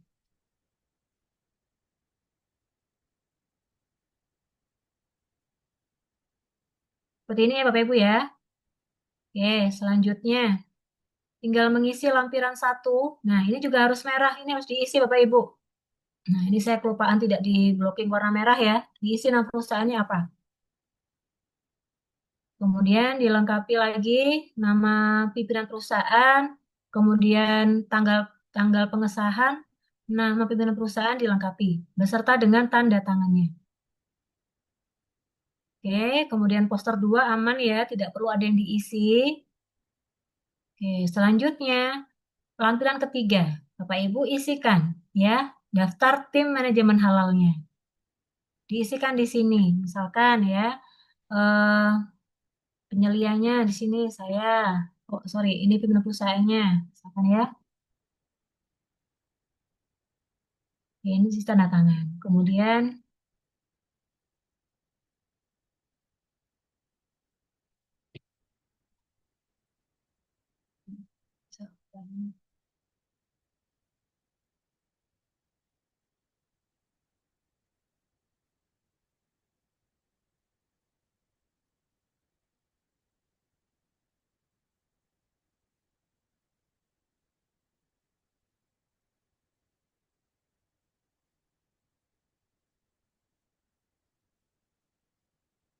ini ya Bapak Ibu ya, tinggal dilengkapi daftar tim manajemen halal ya. Siapa-siapa saja yang terlibat dalam tim manajemen halal, Bapak Ibu tuliskan nama, jabatan, posisi di dalam tim manajemen halal, dan juga lengkapi juga dengan tanda tangannya ya. Bukan sekarang tugas ya, ini nggak cukup waktunya kalau mintakan tanda tangan satu persatu. Boleh dummy dulu ya Bapak Ibu ya. Tanda tangan untuk yang tugas kali ini boleh dummy semua. Oke, kemudian diisi tanggal pengesahan SK manajemen tim halal, ya, tim manajemen halalnya diisi tanggal pengesahannya, kemudian nama pimpinan perusahaan. Oke, jadi Bapak Ibu tugas untuk LK1 mengisi dari halaman cover tadi sampai dengan lampiran ketiga. Ya, semua yang berwarna merah harus disesuaikan, diisi dan disesuaikan. Oke, clear Bapak Ibu, jelas? Oke, karena masih ada waktu, saya kembalikan tadi ada Bu Novita yang sudah resen. Silakan Bu. Bu Novita jadi bertanya. Atau Bu Dita, silakan Bu Dita. Iya, silakan Bu Dita. Ibu, tadi kan kalau nggak salah harus ada tanda tangan pemimpin perusahaan itu harus Bu. Apa ini cuma sekedar tugas? Dami aja Bu, dami. Ini kan supaya Bapak Ibu peserta tahu nih, oh kalau membuat manual SJPH untuk yang lampiran-lampiran itu kan harus ada pengesahan dari pimpinan perusahaan. Nah untuk tugas ini boleh dami dulu boleh. Tapi nanti ketika OJT harus real tanda tangannya. Itu ya. Baik, Bu. Ya. Oke, yang lain sudah cukup jelas? Aku mau bertanya, Iya, silakan Bu Novita. untuk yang SOP-nya Mm-mm. itu masih bingung tuh maksudnya gimana ya? Oke, balik Penomorannya. ya. Oke, Ya, Ibu sudah punya SOP tidak di tempat usahanya? Sudah punya SOP tidak? sepertinya sih belum. Sebetulnya belum. Sebetulnya penomoran SOP itu kan bisa ini ya Bu, nggak ada ketentuan umumnya, ketentuan khususnya nggak ada. Cuman paling tidak kan biasanya ketentuannya ya nama SOP-nya, nama SOP, terus kemudian garis miring, ya biasanya kapan dibuat SOP-nya, bulan tahunnya, kemudian inisial, misalkan inisial pabriknya atau inisial tempat usahanya gitu. Gitu, Bu. Oh, Jadi berarti sebetulnya nggak ada template ini. Tapi yang penting ini dilengkapi. Kira-kira untuk kegiatan atau aktivitas seperti ini, contoh ya, untuk memastikan ketertelusuran kehalalan produk, maka dibutuhkan atau diperlukan SOP apa? Itu. Jawabannya ya. apa? Jawabannya adalah SOP ketertelusuran. Gitu kan? Tinggal tuliskan saja SOP ketertelusuran. Ya, misalkan ini dirilis di bulan 2 gitu ya, tulis maaf, bulan 2 gitu ya. Kemudian ini PT-nya PT apa? Misalkan saya kan PT Sidomakmur gitu ya, PT SD gitu kan 2026. Nah, ini misalkan SOP nomor keberapa? Misalkan ada 20 SOP. Nah, ini diurutkan saja, Bu. Oh, misalkan tadi SOP 01 terkait pembelian. SOP ketelusuran terkait SOP ketelusuran nomor 10. Berarti SOP 10. Boleh seperti ini, terserah Ibu. Disesuaikan saja. Yang penting yang ingin kita tahu itu penamaan SOP-nya ini, Ibu. Kalau Ibu mau tulis, Bu saya masih bingung, saya mau tuliskan nama SOP-nya saja, boleh nggak? Nggak apa-apa, boleh. Gitu. Misalkan mau tuliskan SOP-nya, SOP penanganan.